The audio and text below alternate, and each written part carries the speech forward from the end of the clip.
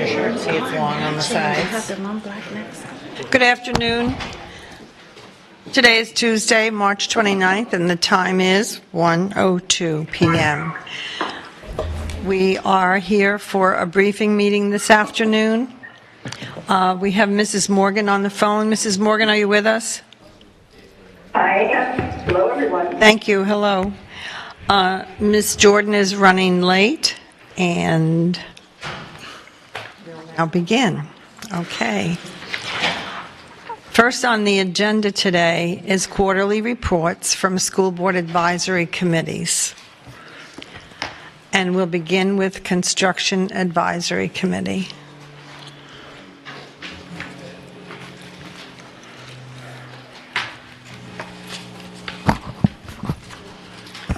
I'm just going to take a minute to ask the deputy if you'll check the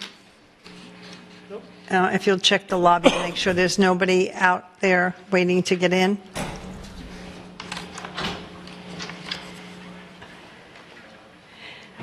And I'd like to take a minute also to remind board members of our protocol for board member comments, 4 minutes per time during the meeting. Thank you.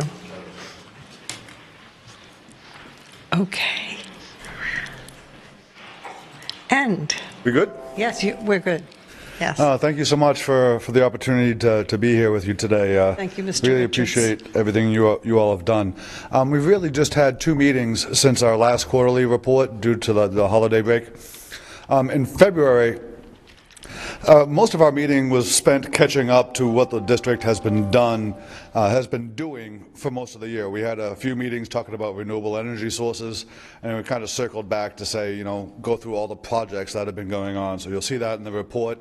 It's kind of pushed onto page 2 a long spreadsheet of all the items and projects we went through, and we had a good presentation by Mr. Hanna, just kind of getting us up to speed on everything going on. There's a lot of single point entry and kind of security concern type smaller projects, but then there's some significant ones too. So it was a great update just to see what's going on and how things are moving.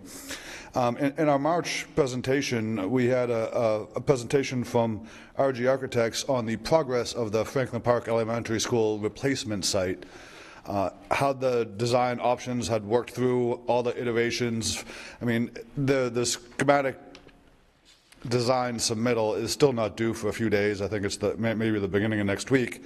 But how we got from 0 to where it is now, why the plan is the way it is, and they went from like 5 options, refined it down to like 2 options, and then the full charrette design team picked the most appropriate option from that. And I'm going to continue to refine that in some regard, but gave a little update onto all the people involved, getting the community members involved, the United Way involved, how their spaces are turning out. So it was really just kind of an update on the design process to see where the plan is and how they got there. So it was relatively brief, and without going into great detail on how Franklin Park turned out to be the plan it is today, or the proposed plan it is today, the presentation was by and large about that. There's a little feedback, Q&A from the committee talking about specific landscaping items, how the play areas fit, and certain pieces of back and forth, and they wanted to see a lot more landscape enhancement. And I know that's been one of those things that's really difficult with the security situation the way it is. So I believe the approach is to try to maintain a lot of the existing old growth, the pines. There's some really tall trees in there, and they'll keep what they can, and kind of work the new into that situation. So the plan largely stays away from those old growths. There may be some things that need to be sacrificed along the way, but it's really trying to keep the same character of the campus as it exists and the culture of the campus as it exists. So it was a good presentation, and the committee was largely, unanimously, in general approval of the approach, the design process, and where the plan had gotten. So, with that, I apologize, my report's pretty brief because it was an update and then an update. And With that, I'll take any questions you may have. Okay. Board members, any questions or comments? Ms. Gittens? Were there community members involved in that whole, decision about like the trees and the landscaping and all that? This was from the Construction Advisory Committee, so there's by and large all community members. It was more questions about how the design had progressed and what were those considerations taken into effect.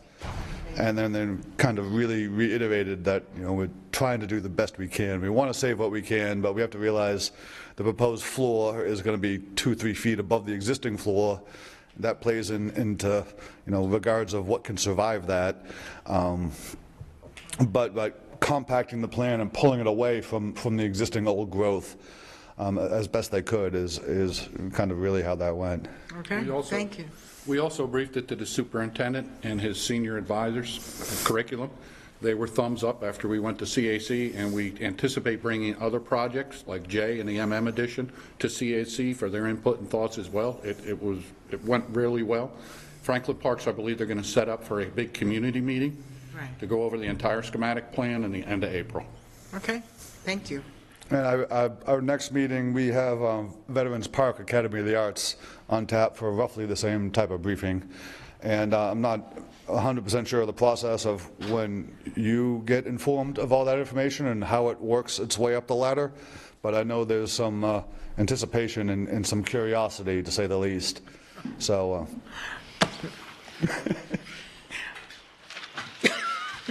Thank you. Thank you, Mr. Richards. And it was brief but chock full of information. No, I was just saying, give him thumbs up. Thank you. So, Ms. Vaughn, did you have anything? Mrs. Morgan, did you have any comments as the liaison? I'll just say that Mr. job managing that committee. I think there's a level of excitement with the growth taking place, and respect to planning and execution of projects. Mrs. Morgan, we're having the same issue that we had yesterday. You're breaking up, so Ms. Jordan is going to call you on the phone. Okay, very good. On speaker. Thank you.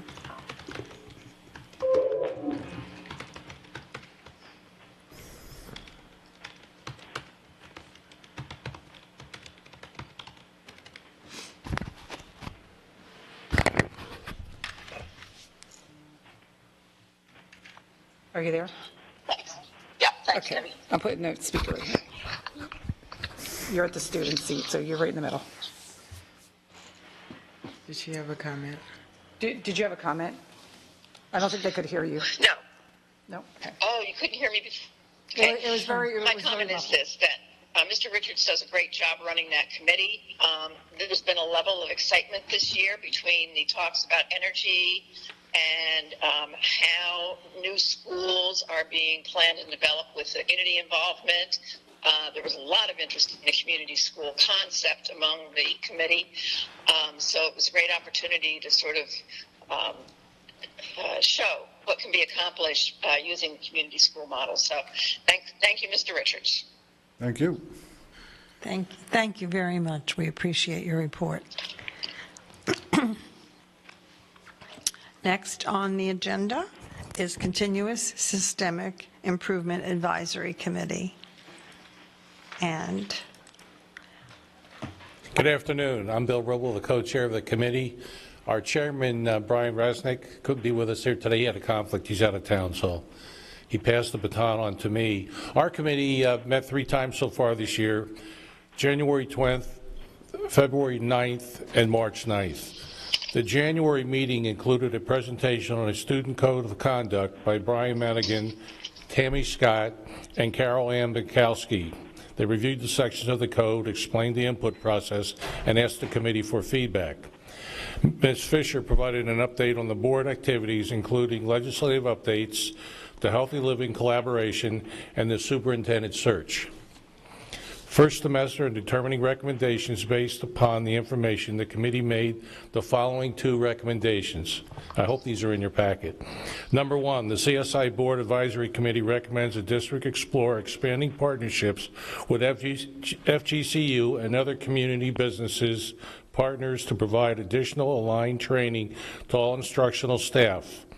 The training would be focused on youth mental health first aid.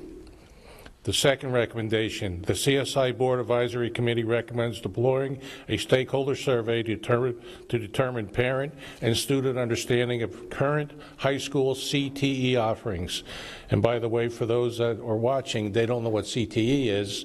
It's career technical education, and I want to mention that the liaison for this committee, Todd Everly, just did a fantastic job selling us the need to extend this program. It's really interesting what they have to offer and the opportunities that can happen moving forward with businesses in the area. These recommendations have been forwarded to the staff and the appropriate departments. Ms. Fisher provided a board update, including the decision to hire Dr. Chris Paneer as a new superintendent.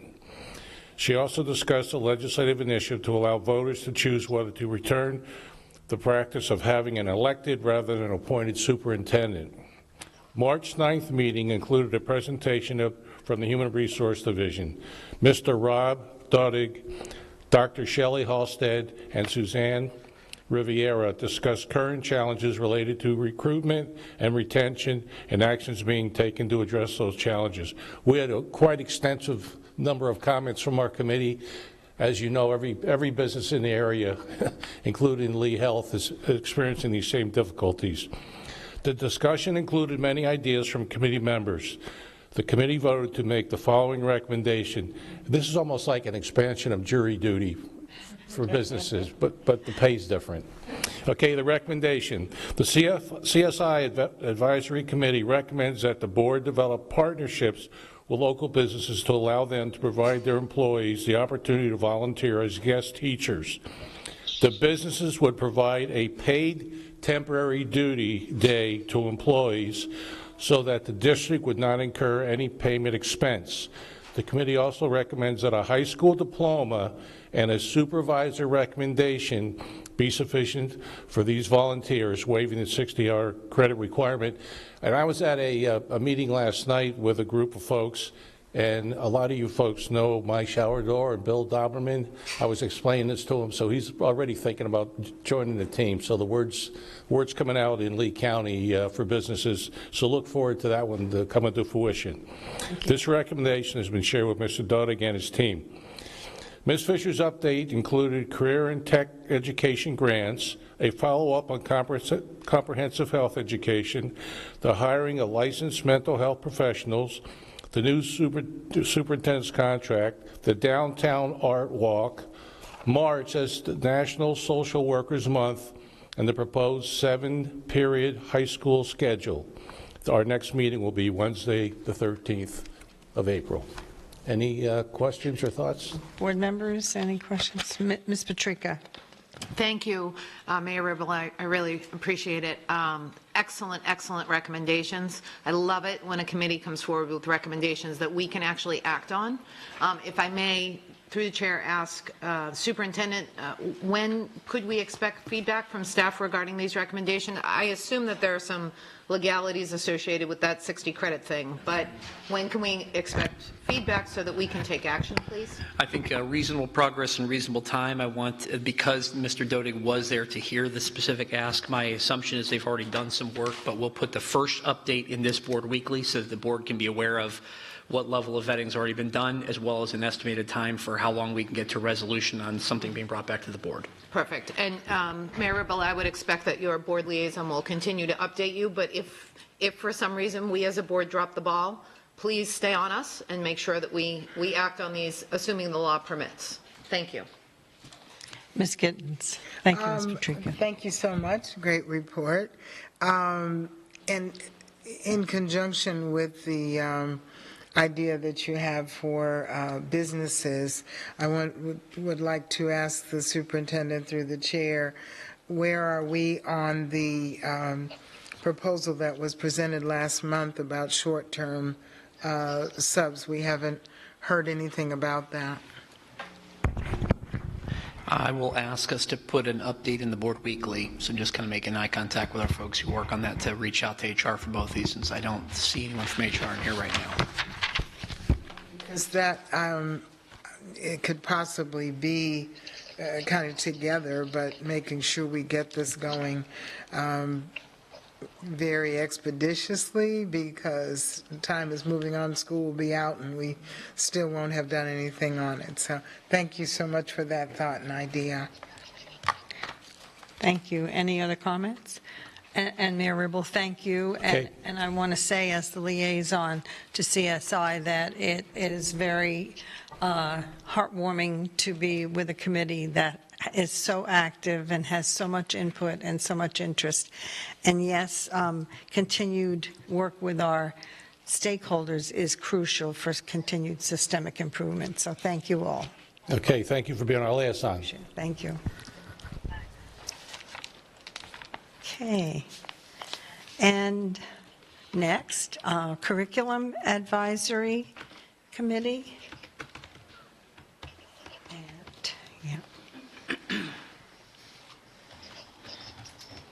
Welcome. Good afternoon, and thank you for having me. Just first and foremost, we were scheduled to meet on January 31st, but due to the superintendent search meet and greet, we did not have a meeting. So we had our official third quarter meeting on February the 28th, in which the Curriculum Advisory Committee voted on a new mission statement. The committee was given a presentation on a 7-day period for high schools by Dr. Savage, Dr. Spiro, Clayton Simmons, and Candace Alivato. The committee voted to support the change to a 7-day period for high schools. In addition, Ms. Alivato presented the challenge for instructional materials and media process. She reviewed the changes that were made based on the Curriculum Advisory's input from November. The committee voted on 9-1 in favor of the process document. Ms. Houchin presented on how Scope and Sequence created the curriculum and instruction department, and talked through how teachers are able to provide recommendations and input through their leading and learning teachers. Dr. Beth Quisenberry also shared that we have over 1,000 members of Leading and Learning who are able to have input on the scope and sequence for their grade level or course. The committee voted to have the next meeting face-to-face, which we had on March the 28th of yesterday. I do want to make one point of update. I know that's for the fourth quarter, but we did meet and vote unanimously to approve the textbook adoption process, because I know that's going to be something that you guys are going to take up, I think, tonight. So if you guys have any questions for me, please feel free to ask. Any questions, board members? Just thank you. You were so complete, they don't have any questions. And thank you very much. We appreciate your involvement. Thank you guys so much, too. Take care. Next, we have District Advisory Committee, and I see Dr. Spiro coming forward.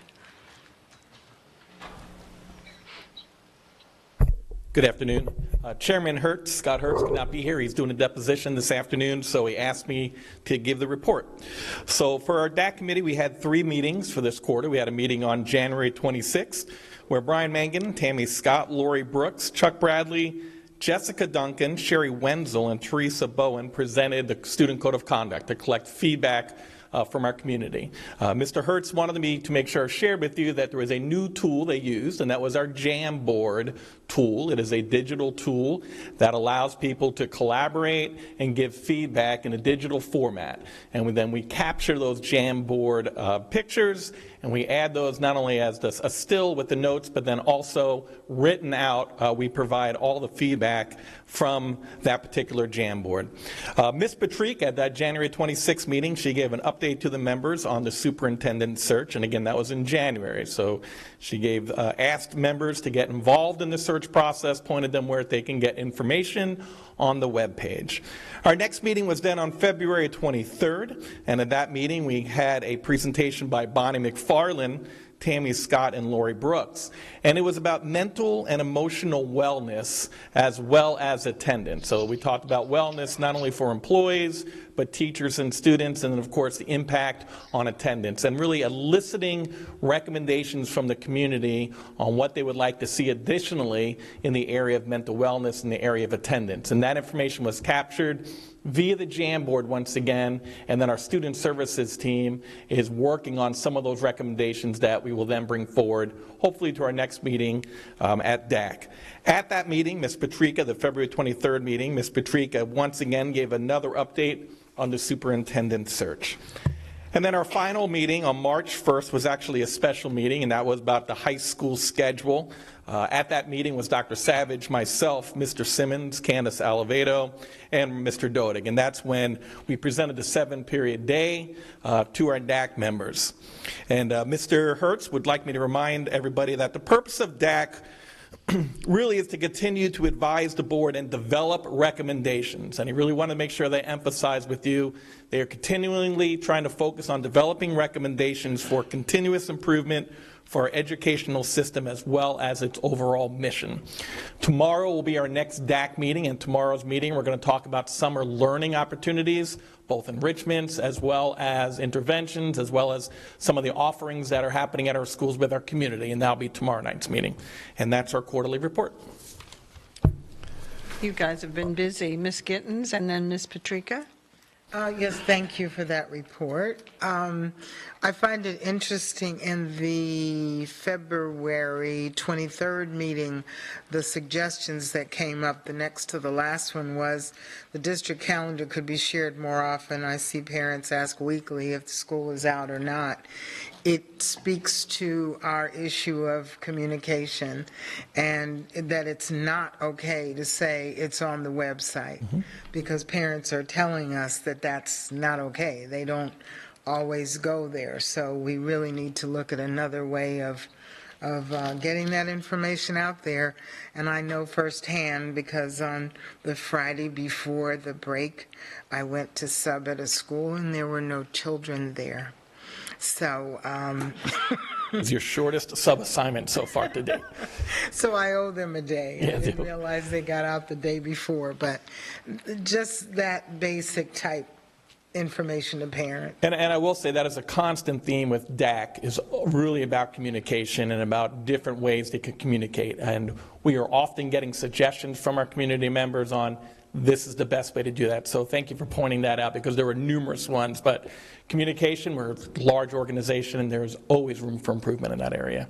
We do like flash phone messages and that type of thing. I don't know what you mean by that. You know, a blast message out on the, what is it, tech people. Yes, the text feature on School Messenger? Notifications that my children are due back in school the following day, or they don't have school the next day, or any of that. I get those notifications. So we do those already, so maybe. I think one of the areas we heard for individuals who maybe don't have children in the school, how do they stay at, so for example, how do you stay informed with that type of information when you're not tied to School Messenger? And that was one of the questions that was asked from the group that we've working with our communications department to see if there is a workaround on that. Okay. Thank you, Ms. Giddens. Ms. Patrika. So you're not going to take credit for this, but month after month after month, you and your staff come in front of DAC and you present information that is just exceptional. The level of knowledge and expertise on your staff is, I never worry about academic services. In addition, when parents make suggestions, you're not defensive. You take it in and you understand that things can always be improved. And that has led to a change in this, this council, the District Advisory Council. People feel comfortable expressing concerns because they know that they will be digested and change will occur if it's possible. And I think that you and your staff have a lot to do with turning that around. Part of this is getting into some of my board member comments for the end of the meeting, but we're on topic, so I'm going to go ahead and do it now. You have had to present the high school schedule change to various groups, and the way you presented it in DAC, that it's not perfect, It really is a balance of how to solve some short and long-term problems in the moment. What I don't think was recognized for you and your staff when you sat there and you presented to us was that you were given a directive, and you were given a time frame in which to accomplish that directive, and that time frame did not allow for going out and presenting to the public repeatedly over a period of months, which I think you would have liked. And this is, I'm not pointing a finger of blame at the superintendent, because I think that what he directed you to do was the right thing to do. But I don't think that you were given the credit that was due for the amount of work you put into it, and how you really addressed every detail and looked at the pros and the cons for students and for teachers and for the community. And when you left that meeting, I didn't have time in that meeting to tell you how much I appreciate your work and the work of staff that went into that. Is everybody happy about it? No. But I am incredibly happy for the work that went into it, for the professionalism, the approach to criticism from the public, from the board, from staff. And I just want you to know that not a day goes by where I'm not appreciative of the work of you and your staff. Thank you. Thank you. I have an amazing team. So I'm a very fortunate man. So thank you. Any other comments? I think what you said was good job. Thank you very much. Thank you. Thank you.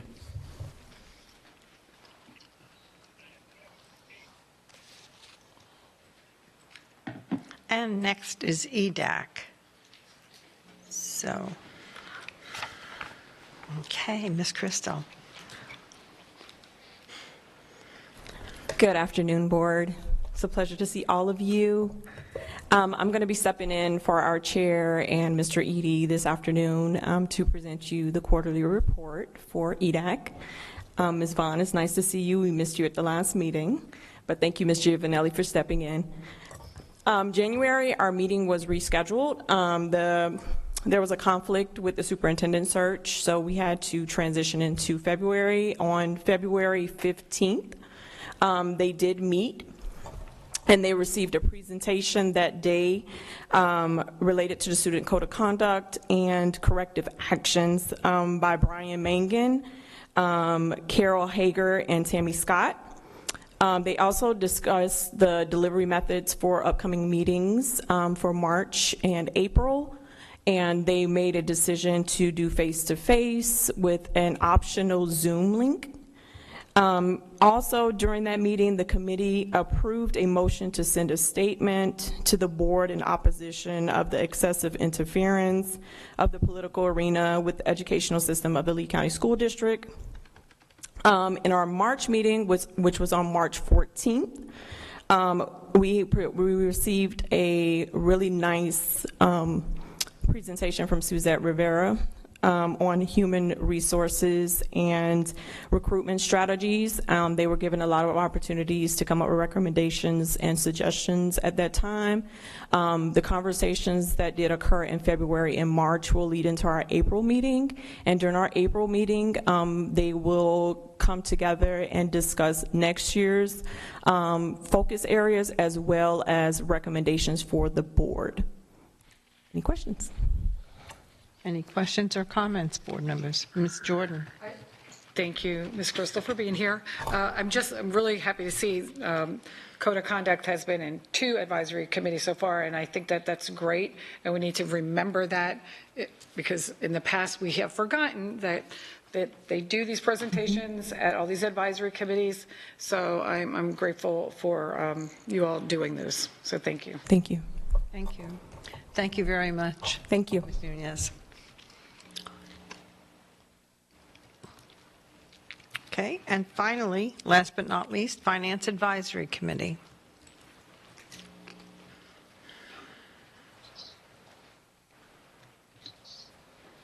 Oh, it looks like we have 2 reports from Finance.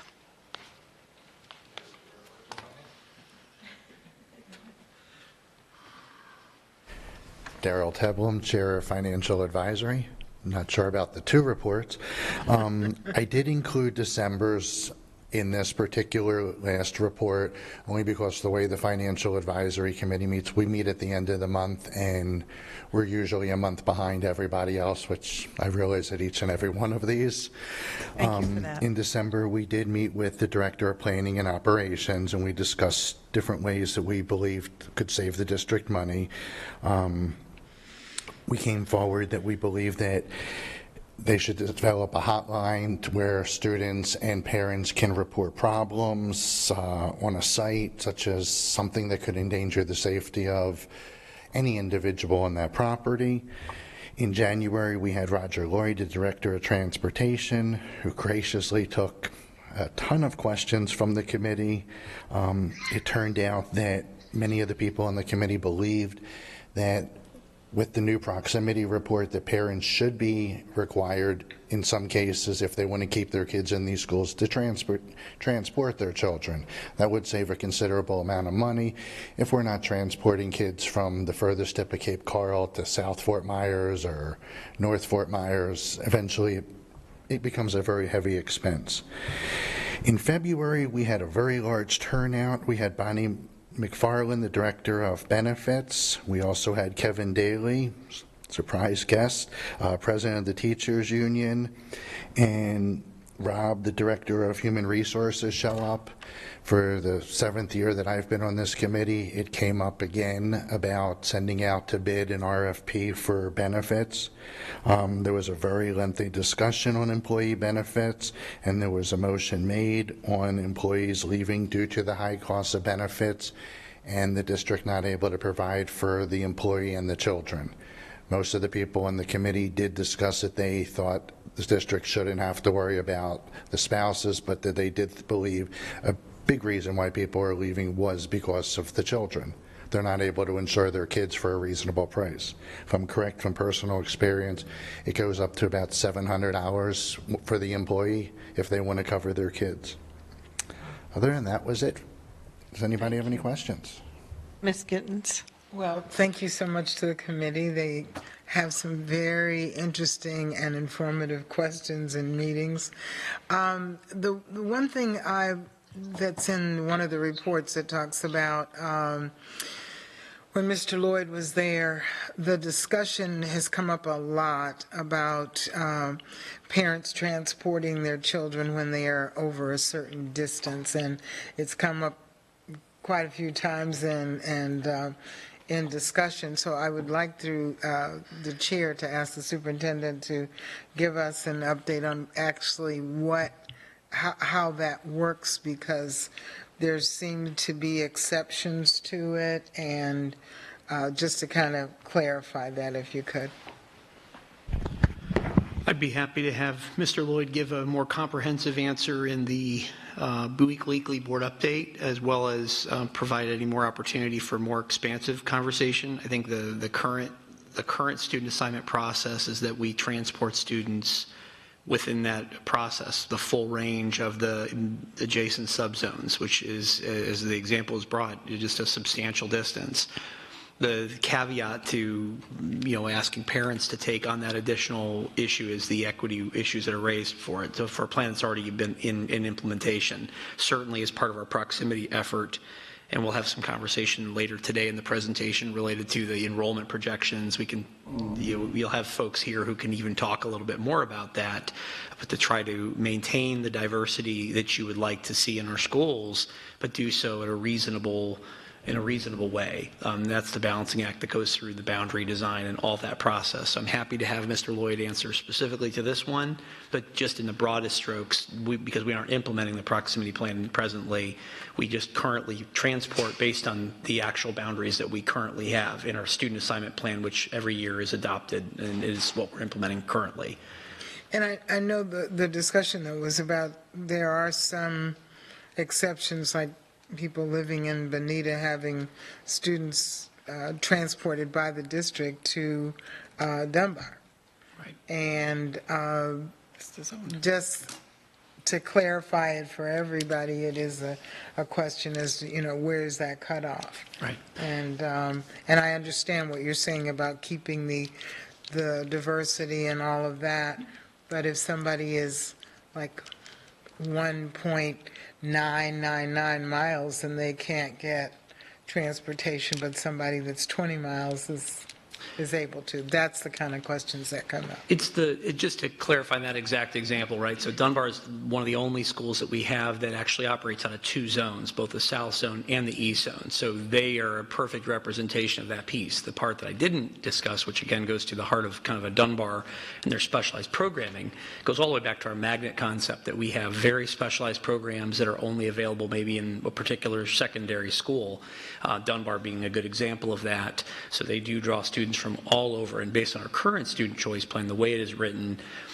they are given the transportation within the zone boundaries that they have, the subzones and the zones that they have. So, for example, a student from Cape Coral in the West Zone would not be able to get transportation to Dunbar unless, and this is something that gets into some of the special populations that we have, some unique situations beyond our normal process, which accounts for the vast majority of these, but there are others where perhaps a family is homeless. They've been relocated due to a homeless piece through Project Access. So they may receive special transportation in that regard. It could be sometimes in the case of students with disabilities. They have to go to a special program in a special school that's outside of those boundaries. They may receive it. But those are very, very infrequent examples compared to the vast majority which fall into the current student assignment process, again, which has some strengths, but it also has some challenges. So I'll ask Mr. Lloyd to clarify anything I may have misstated and then provide a little bit more specifics on this.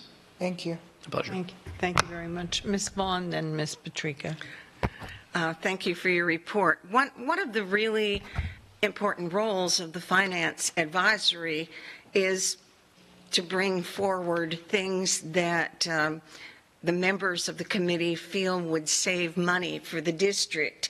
And as you were talking, I really honed in on this piece about zones and, who should be transported and all.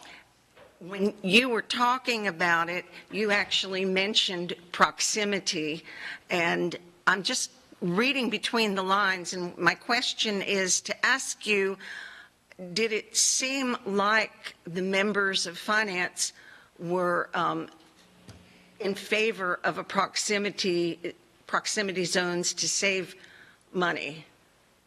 Absolutely. When you're transporting a child from even one corner of Cape Coral to the other corner on a complete diagonal, that's pretty large of a distance when there's 4, 5, 6 schools in that same little area. The district's spending an awful lot of money on it. I don't think it's a lot to ask some of the parents, if you want to send your child to somewhere of great distance, they're welcome to go there, but you need to transport them. I asked that question. I was thinking that might have been what the committee was saying, and I agree 100%. But it looks like the committee stopped short of making a recommendation, and we are going to be on today's agenda, we're going to be very soon talking about issues about growth and populations and all that.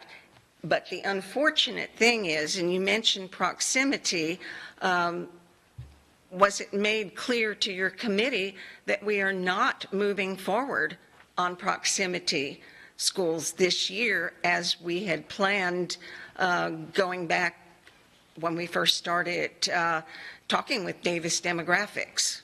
Was that made clear? Yes, because it got pushed off at the beginning of COVID as well, and we asked, is it going to happen moving forward? And they said, doesn't look like for the next up-and-coming school year.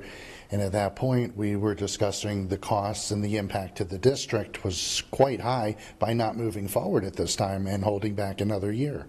That's more than two, that's at least 2 years. This will be the third year when this has already been decided, to my knowledge. Okay, well, I thank you for that. And as I said, I do agree, and I absolutely wanted you to go on record in terms of reporting and what the committee was feeling, and to remind board members and also members of the public that when we select members for all of our committees, especially like finance, construction, I mean, we don't leave it only to finance professionals or construction professionals, but we've really made an attempt to attract those kinds of people. And as was pointed out by at least one of the prior reports, and a board member, one of the things that we really value is for our advisory committees and with their expertise and insights bring forth recommendations. So what I'm going to say is thank you. That helps me a little bit, gives me a little more confidence in what I say when I say the same thing, that this is costing the lack of this program, lack of initiating the proximity is costing the district a lot of money, and maybe you all will have another discussion. And that was one of the things, we bring this up every year with transportation, and every one of our representatives for the last 7 years that I've been on, it's always come down to the same several hot topic issues: transportation, transporting long distances, and benefits. We always hear we're short 500 to 1,000 staff members, and all you need to do is poll the staff members, even though I know it's not possible due to union contracts. But it's quite clear on social media, and when you walk into this facility, when you talk to staff members, it's a very big hot topic. It's a hot topic in the schools, and it's been my biggest thing that has been worked on with this committee, is trying to find out what we can do to save money for employee retention. well, thank you so much for that. Personally, I'm thanking you, and for everyone to be sharing that. And as I said, I agree 100%. I've been singing this song for 6 years, which means for a couple years before I was even on the board. And it's really a pity that we have not moved on this, although we've engaged the services of Davis Demographics. Thank you.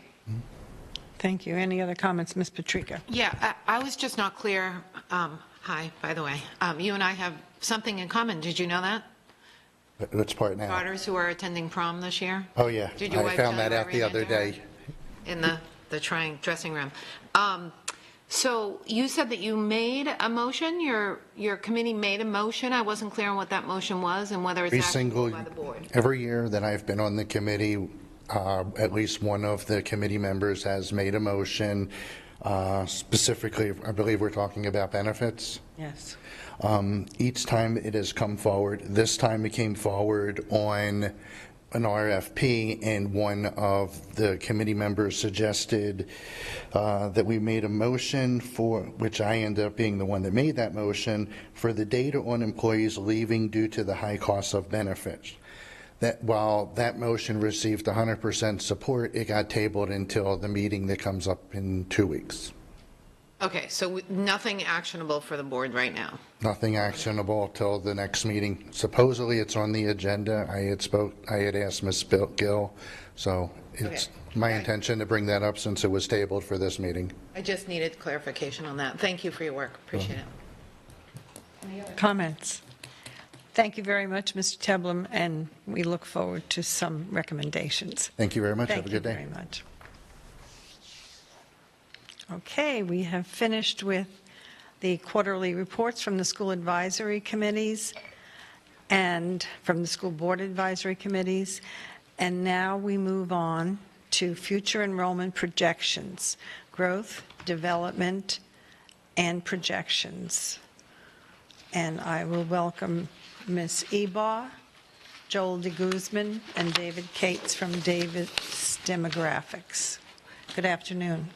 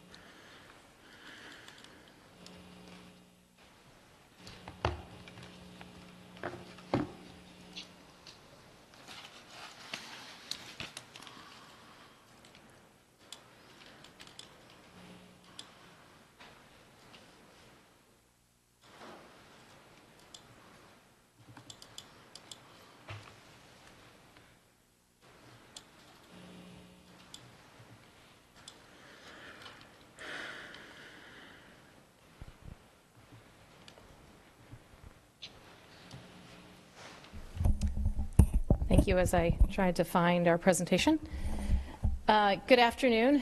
We are excited to be here today to bring you the results of about a 5-month study that we have been working on. We do this on a biannual basis where we look at our 10-year projections for student enrollment and then compare them to our current capacities in order to determine 5-year planning projects as well as 10-year planning projects. So with me today is David Cates from Davis Demographics, who has been our demographer for the last 2 years and did our last update, and he is here now for our second update. TCG is part of our team. They are not here today, but they're part of the team that helped evaluate these areas and determining where we would be proposing future projects, and Joel de Guzman. The 3 areas we're going to talk about, David will take the first 2, and then I will conclude with the third piece. So we'll go through the project methodology, how do we devise these numbers, how do we get to where we are, and then the project findings, and then finally the capital recommendations. And this is the first of 3 presentations that we will do. We'll do the next one in early May, which we will then take the project recommendations that we're going to highlight today and drill down further into the information about specific locations and costs and other information.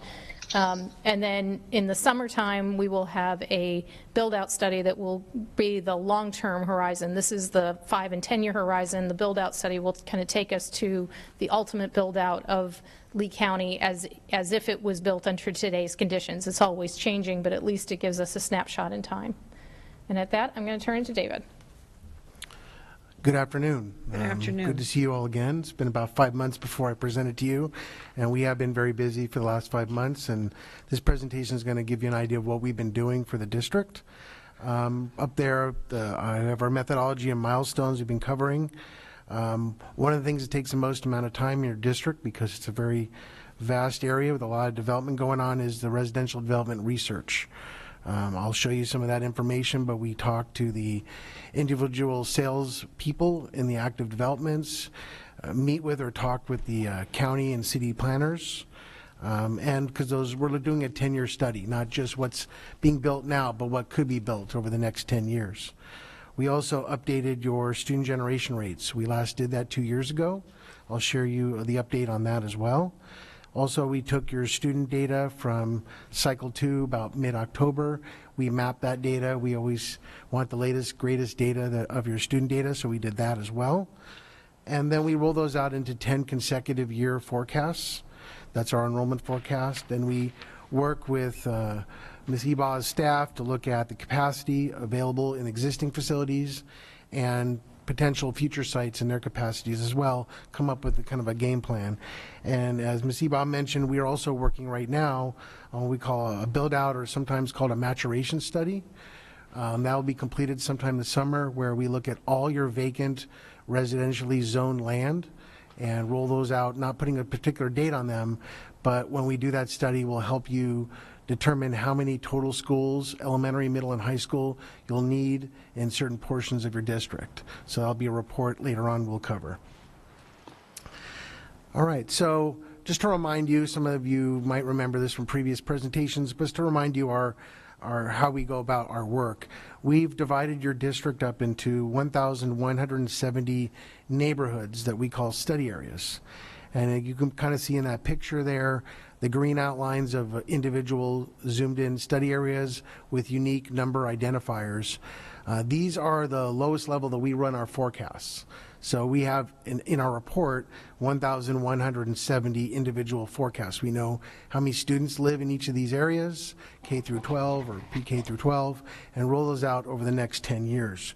How we come up with those areas is based on your street network, your major roads, highways, waterways, canals, parcels. We also look at student density. So once we map your student data, we try to keep these areas to within roughly about 100 students per area. And then we also, these are the building blocks of your current zones, subzones, and as we were doing our proximity work, we were using these to shift around the areas as well. And we roll out 10 years, as I mentioned on that. This is the flow chart of our methodology, how we go through our forecasting. The column there on the left with the birth data, that's the information, historical data that we look at to estimate trends in your future kindergarten classes. Are they going to go up, down, stay stable? We look at the historical data for that. In the middle, what we call the mobility factors. Those look at your last 4 years of student data, and we want to look at what's happening in your established communities, your established those study areas where there's been no or very little development happening. What happens in those communities? And that accounts for, I'll go through that a little bit more, but that accounts for. On the far right, we also pulled in the residential development research we do. We do an annual 10-year estimated forecast of the housing, and to figure out what's coming out of those future homes, we updated your student, what we call student yield factors. They're also known as student generation rates, and I'll cover that as well. This is a flow chart, or not flow chart, a chart that just shows your actual birth counts in your county for the last 20 years. The column that kind of says right there in red, base year, 2016, that's when your last October students were more or less born, 5 years earlier. The information to the left of that is just more for historical reference. We look moving more forward to see what the trends are going to be higher or lower. There was a peak around 2006, 2008, which corresponded to your 2011 through 13 classes of kindergartners. That's where the peak was. Most of this is just, again, live births within your county. And it was stable for a little while there, around 6,200. Now it's a little bit more above that, but there's some up and downs coming in your future births as well. All right, now on to the development and student data. The student data that we talked about with the mobility, those dots, if you can see them, are on the screen there. Those represent where your students live. And we have, again, the 3 previous years, 4 total years of data. We look at changes year to year, what's happening in your established areas. Those account for housing resales, which also is a major determinant in growth or in some cases decline. In your district, we track that. We track apartments. They're very transient in order. We look at that as well. And the whole idea of trying to see how the students migrate through your grades, that's what the mobility factors do. We also tie in the new housing, as I mentioned before. And we look at, we visited the sites. I've been out here several times, physically meeting with people, calling them if need be, meeting with the county and city planners to get the latest, greatest information available. And like I said, we did meet with, maybe virtually in some cases, your planners as well. What ties to the development is the student generation rates, or what do these new projects yield for students. The picture you see there, the orange, are units built within a 5-year window, 2016 to 21, and the dots are the students coming out of those. So this is a in-progress project in this case, and it's very simple for us to collect the parcel data from your county by year, tie in the students based on where they live, and that's how we come up with our yield factors. For the areas that have less than 500 units built over that 5-year span, we use a district-wide average, but the ones that have more than 500, we use essentially county planning community-based specific data. And we also exclude 55 and older communities because there's very little, if any, students that come out of those. And here is our findings, at least summarizing, of the total number of units we're projecting for your county over the next 10 years. Almost 65,000 more units being built of different types. The next 5 years estimated to be about 42,000 of those. And just to put in perspective, your last 5 years, based on the parcel data given to us from the county, you've had over 39,000 units built in the last 5 years. So it's not out of the question there. Also, when we did this 2 years ago, it was just the beginning of the pandemic, and everyone was wondering, what's going to be the impact on housing and all that? Well, now 2 years later, it's pretty amazing. You could see the chart here on the right that shows sales and prices for homes in your county. And it's hard to see, but right about March, April, May of 2020, When the pandemic hit, things stopped and even went down. And then by July, made up for lost time, and it's just gone up exponentially. Number of units being sold as well as prices, as we all know, living in this community, it's amazing. And this is happening all across the country, but definitely here in Florida as well. All right, so let's do a little deeper dive and look at how the development breaks down by some of your fastest growing communities. These are just the top 5. In our full report, we have all your planning communities and all the total units with maps in the back. But we just chose to focus on the top 5 for the presentation. The Cape Coral area is projected to grow by over another 20,000 more units over the next 10 years, most of it being north of the Pine Island Road. Frankly, by probably 10 years from now, most of the units south of Pine Island will be fully built out or getting close to that point. Infrastructure is going in. We've talked to the city for the northern part, and it's going to be booming. And that's the next big growth area. We'll show you that in a moment. But that's where most of the units, the greenish areas that are shaded in there, I want to point out, those are what we might call spot lots or infill units, which make up the majority of the units in Cape Coral. We also highlight with those bullets or those tags out there individual known kind of major projects going on or being planned. Doesn't have to be happening now in Cape Coral. The next largest total of units planned is in Fort Myers, about 11,000 more units. Lehigh Acres, about 6,300 more units. You can see on the right, that's Lehigh Acres, that area bounded by that black region. The pink areas are, again, much like in Cape Coral, those spot lots or infill projects. Platted lots that are in there. Everything's platted out there. Those are the areas we believe to be the highest concentration of current and future development in these areas. And we'll talk about, even though it's much less units than some of those other areas, you'll see the impact in a moment. That'll be happening in the Lehigh Acres area. But there's also a lot of units being built in the southeast Lee County, over 5,000, and North Fort Myers, another 5,000 as well. All right, so the other component to how we factor in the future students from these housing units is the student generation rates.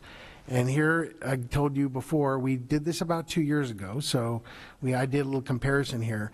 Still, Lehigh Acres is the highest generation rate of any community in your county.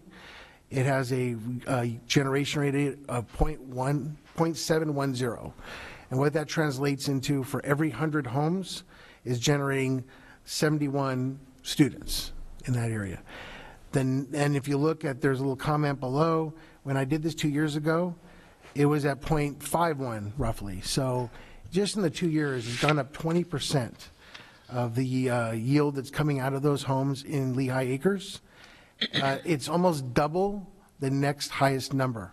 Cape Coral is your second highest yield from students from new development, and that is 0.374. So every 100, you're generating about 37 students.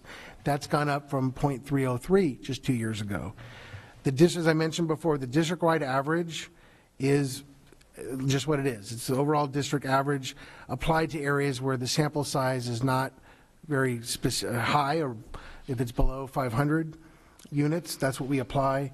And a note at the bottom, the only community that actually went down in yield or generation rate was Estero. Before, in 2019, it was a 0.098, which is for every 100 units generating about 10 students. Now it's generating about 7 for that area. All right. So now let's start looking at what these all come together and the forecasts that we're projecting for your district. So let's start with the overall number, about almost 14,500 new student growth over the next 10 years. About 18% growth. I think that's pretty consistent to what you had the previous 10 years. But now let's look at it in a little bit deeper dive and looking at your 3 main zones. In the West, the largest percentage growth, 28%, about 7,400 of those students will be out of that area. Remember all those units we talked about. In the East Zone, almost 6,500 more students in the East Zone, 21% growth. In the South, growth, but not quite the level of those other zones, about 2% growth. Now let's look at these by your elementary, your grade groupings. So you still have that number, the 14,500, but 6,100 of them roughly are going to be elementary students. And all these are about 17 to 20% growth. Middle school, almost 3,800 more students. These are more on top of what you have now. And the high schools, another 4,500 students over the next 10 years. And just to help this sink in a little bit more, because we like to make maps and make this all be visual, is breaking this down by your subzones on the map. This is just the elementary students. So the numbers are there. I know they're going to be small, but if you wanted to see them, you could. I kind of added some numbers and some arrows to make it a little more visual, but the theme is the same for all 3 grade levels. West Zone 2, which is the majority of it is North Cape Coral, has the largest amount of potential growth over the next 10 years, elementary student-wise. East Zone 2, same thing. But you also look at what's driving these projections. You've got both areas, others, West Zone 1 and 3, are also still growing in the Cape Coral area. They're still adding to a lot of more students out there. And then you also have the Lehigh Acres is really driving East Zone 2 and 3 for the growth. In fact, we're showing a little bit of decline in East Zone 1. And in the South Zones, there's growth, but just not, like I said, at the same level as your others. And the island schools are staying fairly consistent students. And like I said, you're going to see a common theme here. These are the middle school student growth. Same thing, the west side, especially West Zone 2. On the east side, if you look at them combined, East Zone 2 and 3, that's being driven by growth in Lehigh Acres. A little bit of growth in the south regions, a little bit East Zone 1, and the islands just a little bit as well. And lastly, the high school students, just West Zone 2 alone, 1,275 additional students at the high school level. But again, you got the other areas around it too that's contributing. It's almost 2,000 more out there. And on the east zone, mostly East Zone 2 and 3, we're talking combined, if you look at those two, about 2,200 more high school students alone in addition to that area. And as the southern areas, you could see those are almost being flat or even dropping a little bit at the southern grades. And I'm going to turn this over to Kathy Ebaugh to take you for the rest of the way, and I'll be happy to answer your questions at the end. So looking at the capacity demands and the increased enrollment that we're expecting, especially in the East Zone 2 and 3 and the West Zone 2 and 3, we looked at what our current capacities are, and we'll be showing those in detail in a second, and then we looked at what the additional capacities were so that we could figure out for the 5-year and the 10-year what projected projects we would be proposing. So by grade level, at the elementary level, and across the board in the 5-year, these are all East Zone schools. The West Zone schools are going to be in the second 5 years. They'll start planning in the first 5, but they won't be open until the second. So the 5-year opening schools will be Elementary J, the Innovation School, and the expansion of VPA-A at the elementary level. At the middle school level, you have the expansion of the Lambs campus, the Innovation School, and 2 new middle schools. At the high school level, you have 1 high school, and in the 5-year for tech colleges, you have the FTMTC expansion on the main campus and the phase 1 of Cape Coral. When you look at the 10-year, this is where, again, the West Zone then will start opening. So the 10-year elementary, there's 1 elementary school, and it's in the West Zone. The 10-year middle school, there's 1 middle school, it's in the West Zone. At the high school, there's 2 high schools. 1 will be projected to be in the East Zone, and 1 in the West Zone. And then the 10-year for tech college, we would have the second phase of Cape Coral. The first phase is the auto and marine science program, and the second phase is the additional campus building with additional programming in it. The FMTC Lehigh satellite campus would be constructed in the 10-year plan, and then the Public Service Academy would be expanded in the second 10. So that's an overview of the projects. We're going to go a little more detail about those projects. If I can screen it, there we go. So in terms of, I don't know what happened to our map. In terms of the East Zone, when we looked at where we would be proposing schools, we really looked at where the location of schools are needed. And in Lehigh, we have what we are calling school deserts. One is in the northeast corner of the community, and one is in the southern part of the community. These are areas that have been not as built out as other areas, kind of the central part of the community as well as the northwest part of the community have been built out first. So that's where we put our schools first. So now as we look towards the future, we have these two areas, again, in the northeast part of the community and the southern part of the community where we call school deserts. We just don't have a lot of schools in those areas. So that is where we would be recommending future schools. Also, when we look at our high school, while we do have 4 elementary and 2 middle schools in the central part of the Lehigh community, there is no high school in that area. So we would be looking at a potential central area Lehigh High School in that area. And we'll be bringing, again, more of this detail forward at the May presentation when we've had further opportunities to flesh these out with our district team members and others. In terms of constraints, one of the areas that we were asked by Dr. Savage to evaluate was what happens if, rather than projecting new schools in this plan, we projected school expansion? What would be the difference? The first answer is long-term, because there isn't going to be ability for us to get enough land. When you see the build-out study, and we're already seeing some numbers out of the build-out study, we know that long-term we aren't going to be able to buy enough land to build out all of the schools and all the capacity we're going to need. So long-term, all options have to be on the table, new schools as well as expansion of existing schools. In the short term, though, as just mentioned, we have areas that are very well populated and very well situated for existing students, and the schools meet those needs. But we have areas that we have what we call school deserts. There just aren't schools in those areas to meet the students, so we would have to do busing, and we have to do busing to get them from those school desert areas into established areas. So we don't see in the immediate term in this 10-year plan as expansions as being our primary focus. We do have 2 expansions that we are offering, one for a middle school at the Lambs campus and one for elementary students at the VPAA campus, but the rest of the new capacity that we're recommending will be in new campuses in order that we provide students in proximity to where their homes are.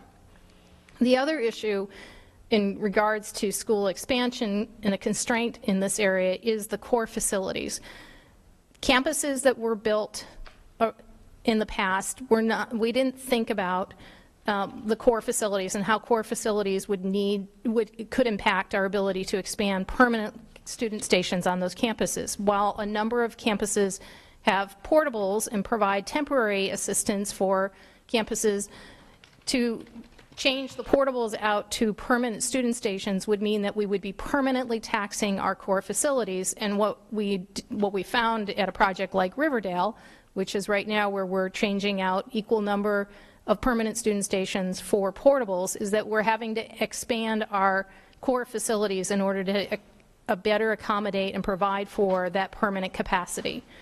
So areas that we would have to, when we talk about core facilities, what do we mean? We're talking about classroom space, we're talking about land availability and code compliance, bringing the campuses up to code. At Riverdale, we're having to do sprinkling throughout the campus. We're talking about our dining and kitchen capacity at the Riverdale campus. We're adding about third additional capacity, 30% more capacity. Our mechanical infrastructures, our HVAC systems and other mechanical systems would need to be upgraded. Our transportation systems, our parent pickup loops, our transportation networks, as you may recall, we bought an additional 3-acre piece of land at Riverdale so that we could expand our transportation infrastructure as well as our stormwater capacity and other utilities. So all of these are considerations that we would need to do in school expansions. What we are recommending is as we build future campuses, we put these core facilities and consider these core facility demands at the time of construction. While not all of them can be dealt with at the time of construction, initial construction, we certainly should be evaluating what we would think the ultimate build out of a campus might be, and wherever possible, making sure that we can upgrade our core facilities so that those facilities are able to be achieved with a new capacity. And for the ones that we will look to make retrofits on, we'll have to address those at the time of construction. So getting a little bit more deep dive into the East Zone. So David made the comment about in Cape Coral and in Lehigh, we have a number of platted lots, and the platted lots provide a challenge to us for a couple of reasons. One, a platted lot has a vested right, whereas a new development, a new subdivision, a single family subdivision, or a new apartment complex that comes in is going to get new entitlements. We had a phasing plan for that. We know when the construction is going to happen. These vested rights, which were vested through state legislation in the 1980s, they don't go through a planning process. They don't go through zoning. They don't go through comp planning. They don't go through land development evaluations, which those things we coordinate with our local governments, so we know when those kind of projects are going through those phases, and we know when they're going to come online and impact our capacity. These platted lots that we have in predominantly Lehigh and Cape Coral, they go right to permitting. They skip all of the land development and planning procedures and go right to permitting. And so we can't really phase out, we can't project out how we're going to get students and when we're going to get students and when the developments will happen, because there is no planning process for us to coordinate with the local jurisdiction on. But we have been able to evaluate where the majority of our unbuilt platted lots are, and in Lehigh the map shows those areas, and these are the areas that we are expecting future growth in. The total number of students at the K-12 level in Lehigh and the surrounding East Zone is just over 10,000 students, about 2,600 at the elementary level, about 3,600 at the middle school level, and about 4,000 at the high school level. In terms of projects, in order to accommodate and provide for an additional 2,600 elementary student stations, we are once again looking to build Elementary School J, which is about to break ground and start construction, which will open for next year's school year, the 23-24 school year. We're expanding the VPA Elementary by about 500 to 600 student stations. That's part of the master planning process, exactly how many student stations that we can actually add to that campus.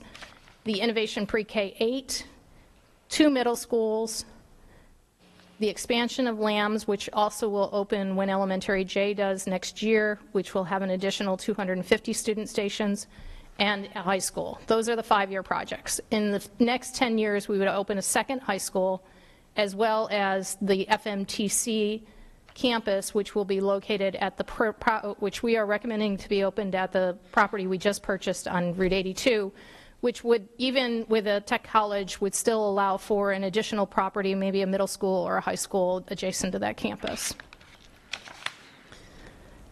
So when we look at what this means for the East Zone, the final story, and I think that we all want to hear this, is that at the end of 10 years, not only do we provide for a student station in a permanent space for every student in Lehigh, and because there's only one high school to be built in the second 10 years, almost all of these student stations are provided in the first 5 years. We provide a buffer for growth. So we provide for the immediate need of the students that we already have in Lehigh, but we also provide for buffer of growth so that it extends us to at least 10 years, and then we can start looking at planning again for the 15-year period. When we start breaking that down by the East Zone 1, 2, and 3, we see that not all zones are equal in the East Zone. As David mentioned, In some levels, the East Zone is actually East Zone 1 will decline, and in the other 2 levels, it's going to stay static. So we don't have a need for additional capacity in the East Zone 1. But we do have a great need for additional students in East Zone 2 and East Zone 3. And so that is the area that we are recommending that we would focus our future construction projects. And again, the reason that we are looking at the deserts, and I'm going to circle them, kind of this area up here. You see that we don't have any schools in this area up here, and we don't have any schools in this area down here. So those 2 areas are where we are looking at, and again, in our May presentation, we will be bringing further detail with specific locations that we are still evaluating.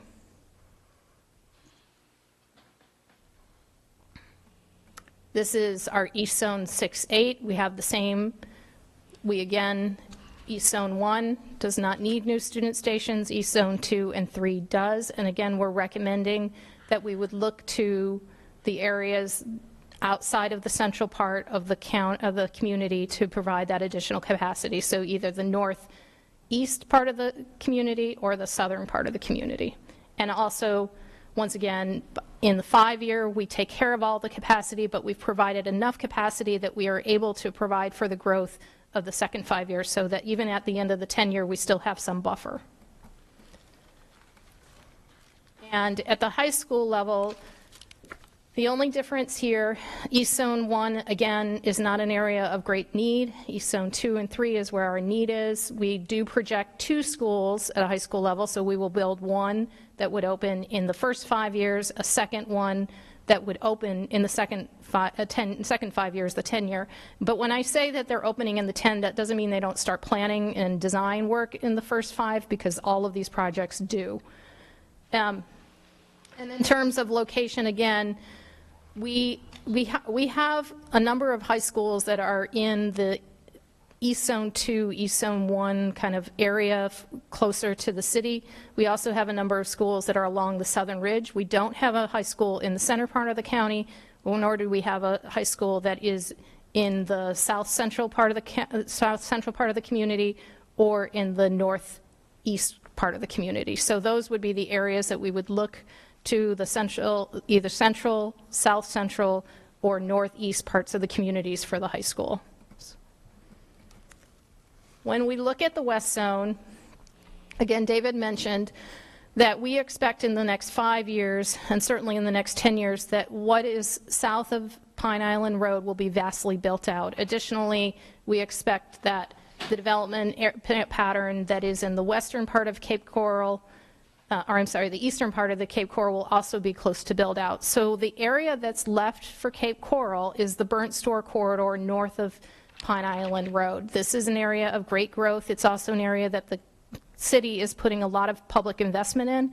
If you've ever driven Burnt Store Road recently, you know that they're expanding that roadway. They're not only expanding it, but they're doing a major infrastructure project along that roadway, and they're looking to expand all public services in that area. So correlated with that is going to be a great amount of growth. Now, the benefit for us in the West Zone is the student generation rate. While remember in Lehigh, we have a 0.7 student generation rate. In the West Zone, we have a 0.35 student generation rate. So we have half the student generation rate, but we have twice as much development. So in the end, West Zone still produces more students for us, but it's in an area that we're able to capture until the second half. So the next 10-year along the Burnt Store corridor is going to be where we're going to need to add students. And when you look at this at all K-12 levels, we're going to be looking to add an additional 5,100 student stations, 1 elementary, 1 middle, and 1 high school. We will also be looking at 2 phases of a Cape Coral technical expansion. Phase 1 is, again, the marine and auto science project, and then phase 2 in the second 10, which is where you would find each of the schools. When we look, and these are the capacity numbers, the thing that I want to point out, where I said in the East Zone we provide ourselves a buffer at the 10-year, the West Zone, because of its amount of growth, at the end of the 10-year, we're going to have to already be planning for the 15-year where we would have to expand capacities. You can see that the relationship between enrollment and capacity in the West Zone at the end of the 10-year is very tight. In the high school level, it's almost non-existent. It's pretty even. At the middle school level, it's only about an additional 100 seats, and at the elementary school, it's about 600 seats. So in the West Zone, while we're only recommending 3 schools in the 10-year plan, in this 10-year plan, we are making everyone aware that in the next set, we would be close to needing additional capacity in the West Zone. The South Zone, as David said, this is the area that while we have a lot of development, school planning is one of the areas where, unlike other public facility planning, you have to account for every person in every home that's created. In school planning, you're only accounting for the ones who generate students, and the South Zone just is not generating the number of students, even though there's a high amount of development. So we project no additional K-12 student stations, and in the 5-year, we are doing the expansion at FMTC's main campus, and in the 10-year, we're doing an expansion of the Public Service Academy at campus, and those are both technical college projects.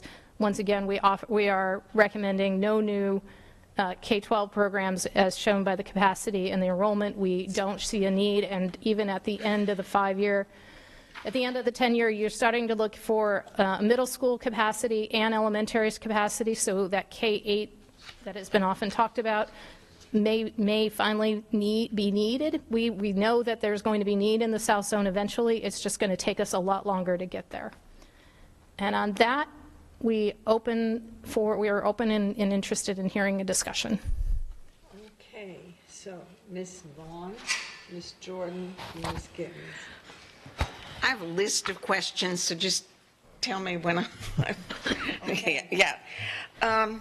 Okay, one thing I wanted to mention was early in my time on the school board, so probably at least 3 years ago, I remember being briefed individually that all new schools were going to have built-in projections for expansion.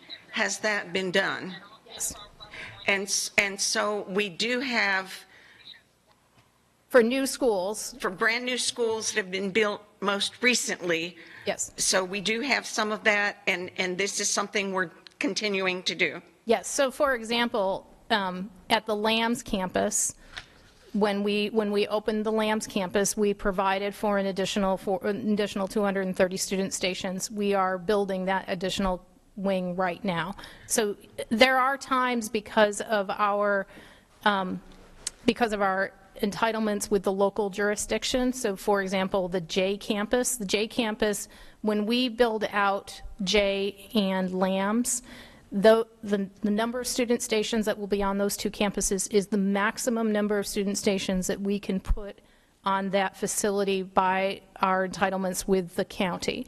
So there are times that because of constraints not from ourselves but because of regulations with other jurisdictions, we will have a difficult time. It could be, in this case it's the county, but it could have been stormwater, it could be SWIFMUD, it could be other agencies. But our prototype method is that if we are building new campuses right now and there's the ability for land purposes or others, that we are providing for additional ability to expand based on the core facilities. Okay, Joel, did you want to expand on that? Yeah, I have several questions. And of course, our planners look at that because you have to be sure the wetlands and all of the challenges brought up by South Florida, we have to keep that in mind. Years ago, Tower Road, the DRGR, and all of that. All right. Right now, Dunbar is a school, as was mentioned earlier, with both south and east. It's in that zone. The Innovation School, I'm hearing it as an East Zone school, but it's right on the edge, I'm thinking, because it's not very far from where I live, in the South Zone. Will that be a dual zone school? So I think you know that we are a choice district and a choice state. And I say that because we are ourselves a choice district, but even by state standards, all districts have to be available for choice. if there is capacity available, that there has to be availability for students of anywhere to go to that school. And that doesn't matter if you're a single district, a single zone district, or you're a choice district like we are. So yes, there will be opportunities for other people to go to that school, but it is zoned in the East Zone. Well, and that's not really what I'm asking. What I'm asking is, will it be like Dunbar designated? It's designated as an East Zone school. That's what I want to know. It's the plan right now is for it to be designated as an East Zone school, but to what Ms. Ebaugh is speaking to is we can't help if some parents in the South Zone are going to say, I want my child to go to the shiny new school, and I'll provide the transportation, and they end up going there. But it's being built specifically as an East Zone school to help meet the student station needs of the East Zone. Okay, and I understand what Ms. Ebaugh was saying. I understand that perfectly. I'm just asking, is it going to be, and it was answered then, it is designated East Zone, even though it's more difficult, and Ms. Gittens would be the one to speak to that. From where I live in the South Zone, it's a quick ride. Of course, I don't have any kids, but it's a quick ride to that innovation site. From somebody in the East Zone, I believe the way the roads are, it's not such a quick. And if I can ask one more question. You have a minute. Okay. Infrastructure. This has been something that when I moved here to Florida, frankly, I was shocked at the lack of infrastructure and the lack for school areas. It sounds like, from what you said, in the West Zone, in the Cape, and I'm thinking there's not many out Burnstore Road, there are not many sidewalks, are there? And it seems to me that, are there? That's all, the expansion of Burnstore Road is what's called a complete streets project. A complete streets project deals with all forms and all modes of transportation. So bikeways, sidewalks, and roadways are being dealt with as part of that project. And that's, I'm sorry. And also utilities. So it is a true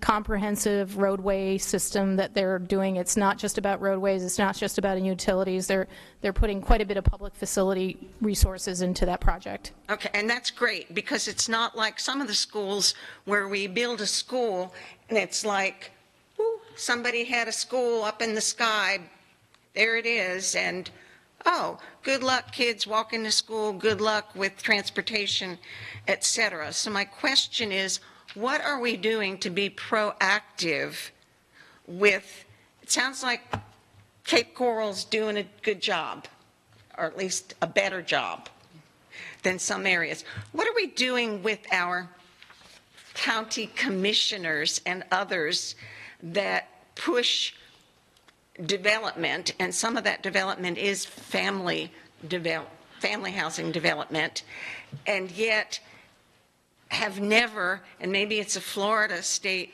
law, which is, if it is, it's stupid law, it is, that says, here, put a school there, but your problem about sidewalks and access, safe access, etc. So my question is, how are we being proactive as we plan these schools that it's not going to be a huge safety risk for our children, parents, and staff at the schools? So we work with two different organizations, and when two of them really means I'm lumping all of the municipalities together. We work with all the municipalities on where our 5-year plan is. They know where our plan is. They also see our 10-year plan. But we also deal with the Metropolitan Planning Organization, which is the region's transportation agency. They know where our future transportation network is going to be. And we work with them to help them understand where our 5- and 10-year plan schools are, so that they can help put in those that infrastructure. There is a state law that was done through that is state law and confirmed by circuit courts that A local jurisdiction cannot force a school district to provide infrastructure systems that are neither adjacent to or, unless they are either adjacent to or through a campus. So if a roadway runs along the front of a campus, then they can ask us to put in a sidewalk. If that sidewalk extends beyond our property, they cannot force us to do that infrastructure system. So it is through coordination, them knowing where we are going to be building schools, and looking for them to work with us to ensure that those are in place. We also work with Safe Routes to School grant projects, which are run by the local jurisdiction, and the monies are granted to the local jurisdiction in partnership with us. There's a number of projects, or a number of Safe Routes to School projects that we are working on for campuses that already exist to retrofit the sidewalk areas.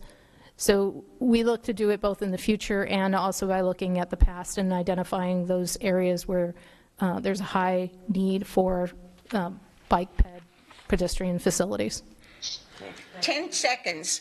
They know where we're building our schools, but they don't really give a darn. That's our problem and our money.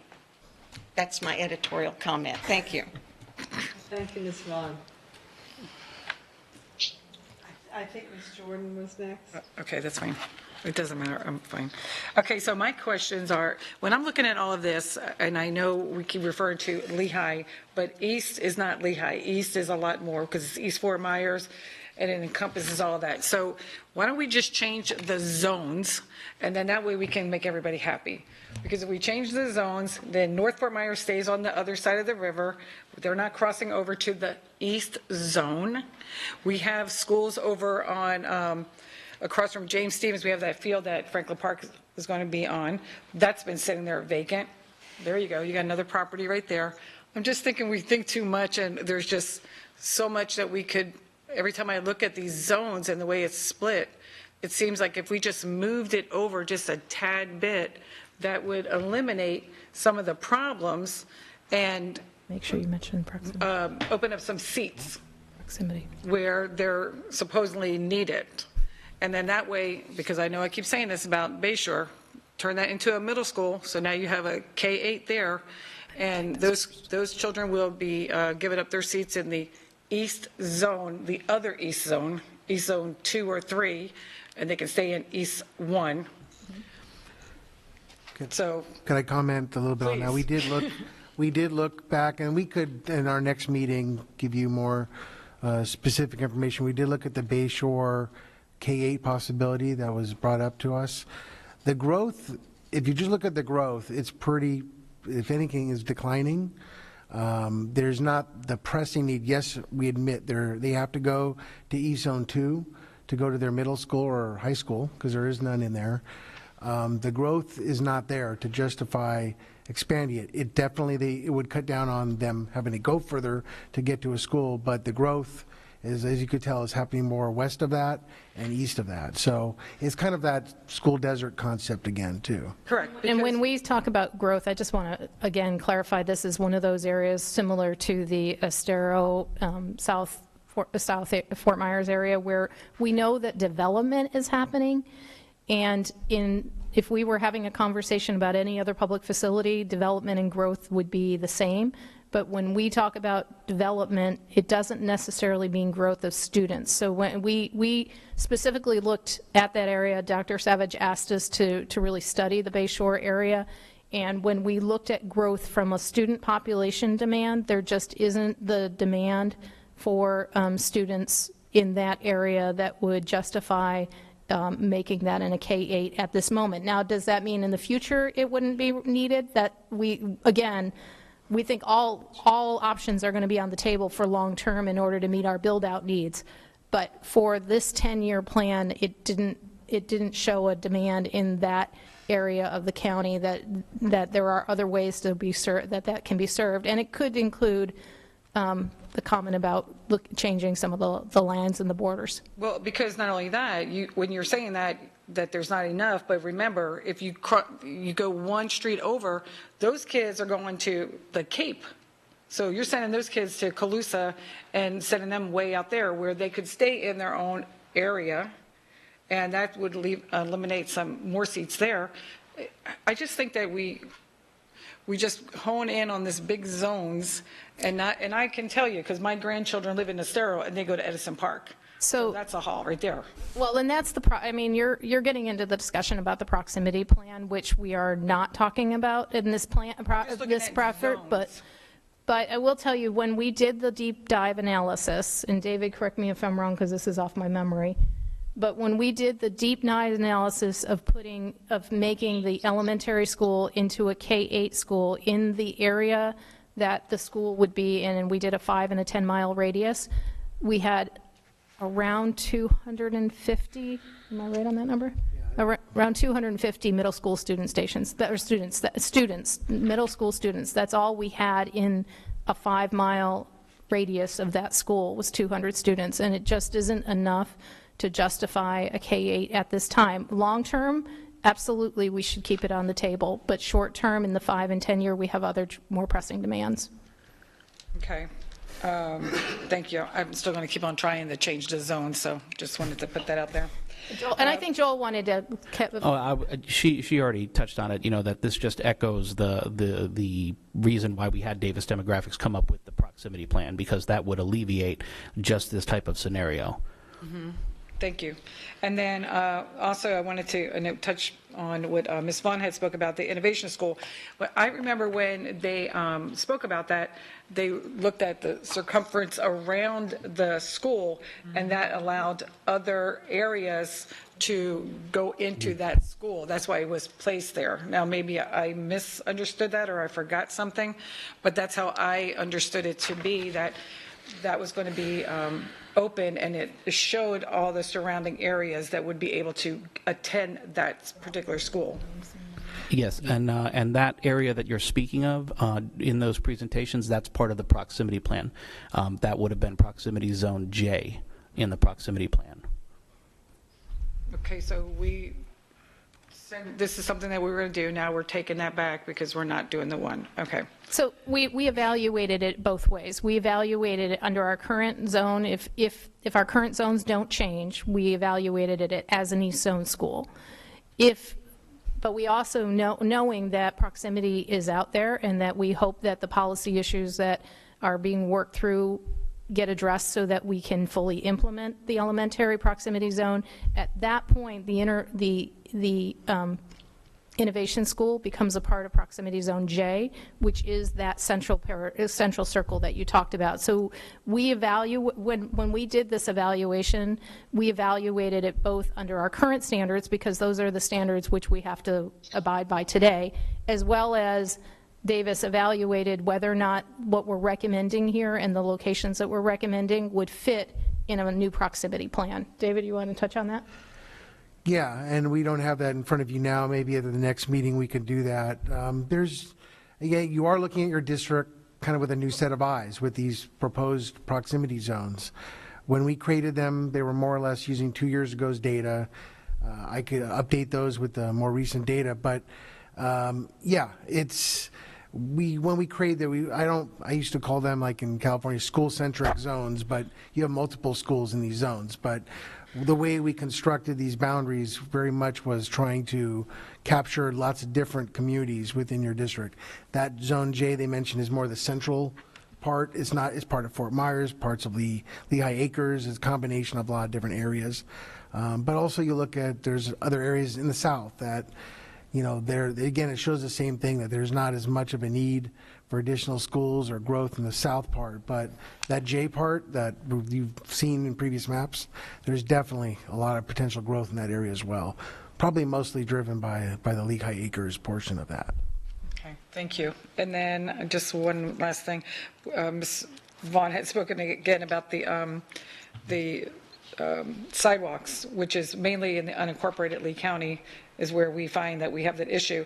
And then I know, Ms. Eba, thank you for mentioning the safe streets, because I know I've presented there a few times, and we have sidewalks going into multiple areas for where our schools are located, but it takes such a long time to get on that. In the meantime, our kids are walking in ditches and whatnot. So Thank you for this presentation. I'm not trying to give you guys a hard time. Every time I look at the zones, I just think that if we just move it over one street, we could solve so many problems. So thank you. That's my questions. And I remember I have Ms. Morgan on the phone. Yes, and I do have some questions. Okay. We give Ms. Gittens now. Yes. No, I just want her to know that she's on there. Okay, a couple of statements. First of all, I'm going to talk fast because they're going to stop me soon.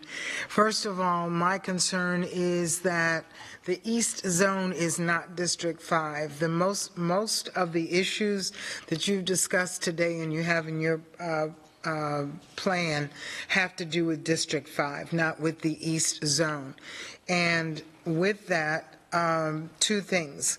The Innovation School initially was going to be part of the District 5 schools to help with the overage that we have in the overcrowding. When it was moved to the other side of 82 to Tree Line, that took away, in my perception, quite a bit of the ability for that to absorb some of these numbers that we have. Because as you continue to build from Tree Line to 82 on Daniels, proximity, however you want to do it, by the time you draw something from Tree Line out far enough to cover that school, it will not reach the numbers on the other side of 82 where the need is at this point. So that's just a statement. You can talk about that later. The third thing is K through 8s in, at least in District 5, are the most requested. The most requested schools in District 5 in the East Zone are Veterans Park Academy of the Arts and Alva K through 8. Why? Because people like the ability to put their students in from kindergarten and leave them there until 8th grade and then move them. I know we had a presentation once about K through 8s, and there was not really an appetite by the board because they said, oh, well, we don't see where it really helps. In the demographic and the community in the East Zone, it does, because the parents want their more family-oriented, I guess, and they want their children to stay in the same school. Talk to the ones that are at Veterans Park Academy that were at the events that you guys held over there. That's one of the reasons that they have it.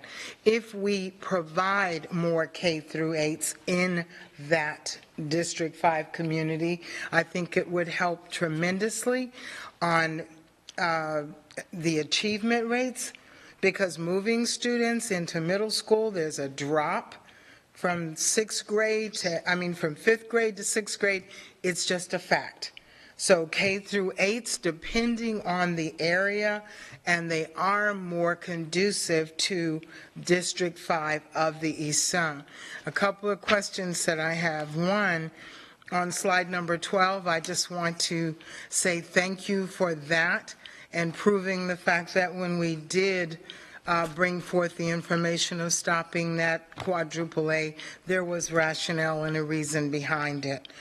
On slide 19, let me go to it. I had a question really quick about 19. Okay. Ms. Eba, when you were discussing it, it was as if the difference between transportation and transporting kids to these no-school zones or these dead zones and the expansion of schools that exist. I still cannot wrap my head around why we have, for example, our middle schools are so overcrowded. And they do have space. If you have space to put 20 portables, you've got space to add at least 10 classrooms. And the time factor is shorter. The cost is less to be able to add Varsity Lakes, for example, in the area beyond their gym, just to take those portables out and add classrooms right there would infinitely help that situation. Harns Marsh has all of that land out back that could be expanded on. I understand saying, oh, we don't want schools to be too big. But the last I heard, the Innovation School was supposed to be 600 or 800 kids, and now it's up to 1,600 or something to that effect. And I mean, how much bigger do you get? So I'm saying, if we look at K through 8, if we look at expansion of existing schools where we have the property that we don't have to buy property, it's shorter time factor and it costs less money. And I don't understand why we're not looking at that. On slide, you mentioned about expanding schools, that it takes up other things into consideration, like the cafeteria. I don't understand that, because at Riverdale, for example, if you have the number of students that you have at Riverdale, whether they're in a portable or they're in the brick and mortar building, they all use the same cafeteria. So expanding that school and taking away the portables does not, mean you necessarily have to expand the cafeteria. It's a good thing to do, but it's not prohibitive to the project of expanding a school. I know that's not my time. Thank you. That was my time. Oh, okay. Well, I received the time from the good woman from Fort Myers here. Anyway, so let me think one last thing. And one last question I have for you, too, is you mentioned Veterans Park Academy. How many, you said 500 extra student stations for elementary at Veterans Park? If we have, I have the numbers, and I don't want to look it up right now, but for the numbers of students at K through 5 at Veterans Park now, and if, I believe there was 800 and some middle schools, 850 at one time, we were told, of the 6th, 7th, and 8th graders. And if they move to the back school, to the annex or whatever you want to call it, there's the difference in the capacity size for elementary and middle school. So how are we expanding that school by 500 students? That just seems exorbitant to me, but maybe you can explain that. The last thing I would like to ask is, there's the time to build schools, the cost of it, and versus building versus expansion. What is the average time to build a middle school? Do we know that? That's Mr. Do you want an answer to that particular question right this second, or do you want me to take them in order? You can take it whenever, but I would like to know, and you can give that to me later, but I would like to know the time to build versus expansion for middle, elementary, and high school, and the difference in the cost. I think if we look at this, we can stop kicking the can down the road and do this faster than sooner. I'm looking at times that are 2026, and in the meantime, we've got 30 kids in a math class. So that's my questions. I'm sorry for rapid fire, and I'm not attacking. I just figured I'd get it all out before she told me I was done. Okay. That's fine. I've got responses for just about everything that you've spoken to. So taking it from the top, in regards to K-8s, we absolutely agree with you that K-8s are requested in Lehigh, and that the community, loves the ability to put their kids in a school at the kindergarten level and, have them matriculate through that school all the way to 8th grade. I've been a longtime resident of Lehigh Acres. My son is getting ready to graduate from Veterans Park Academy for the Arts, and my daughter is transitioning into that school at the 6th grade level next year. So I'm well aware of the advantages of that school type. That is one of the reasons why we are putting the focus that we are putting into this project. It came later in your list of questions, but since I'm talking about Veterans Park, I'll go ahead and roll it in now. The 500 to 700 student number, you are correct in that when we took the current population of middle school students, what we're planning to do in this coming school year is take the existing population of middle school students on the VPAA campus and put them in the old Lambs building that will be refurbished. Currently, there is 860-ish, I think, is the enrollment for middle school age children at Veterans Park. The new building will hold 1,002 student stations, so they're going to gain the ability to have another 200 or so middle school students. Can I interrupt you there just one quick second? The difference in that formula is that in the next school year, you may have 868 now. The 8th graders will move out to go to high school, which takes away that portion, and I believe there's something like, I forget how many, but I have the number written down, of the 8th graders, they will leave, so that is taken away. When I looked at the numbers, the 6th and 7th graders will automatically move to that new building. That's 544 students. The 5th graders, of which there's only 153 right now, will move to that building. So, which leaves, are we expanding the 6th grade, or, you know, how are we making it up to that 1,000? Well, it's a tricky process because the school is undergoing the renovation that it is, and I will address that. But to get back to what I was saying. Okay, sorry. So when you move those students out into the old Lambs campus, that leaves a vacancy of space at the existing Veterans campus. But as you just alluded to, there's a difference between what a classroom for middle school students can hold versus elementary school students. Because of that, because of all the middle school students leaving the existing VPAA side, we now have classrooms that are coded and intended to be used as a middle school art room or a band room or a chorus room. They have no elementary component that directly translates to them.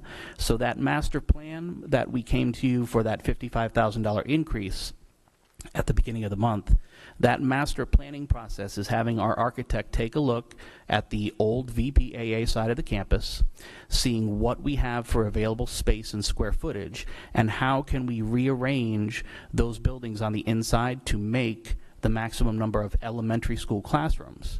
And what we're targeting, based on conversations we've had with academic services and the budget department, is we are targeting about 300 students per grade level from kindergarten all the way through 8th grade to allow for that smooth, even matriculation. But during this master planning process, there's going to be some bumps in the road and some growing pains. We don't necessarily want to open up a ton of seats in 6th grade until we know that we are going to have the 5th graders again to come into that 6th grade through the end of the master planning process.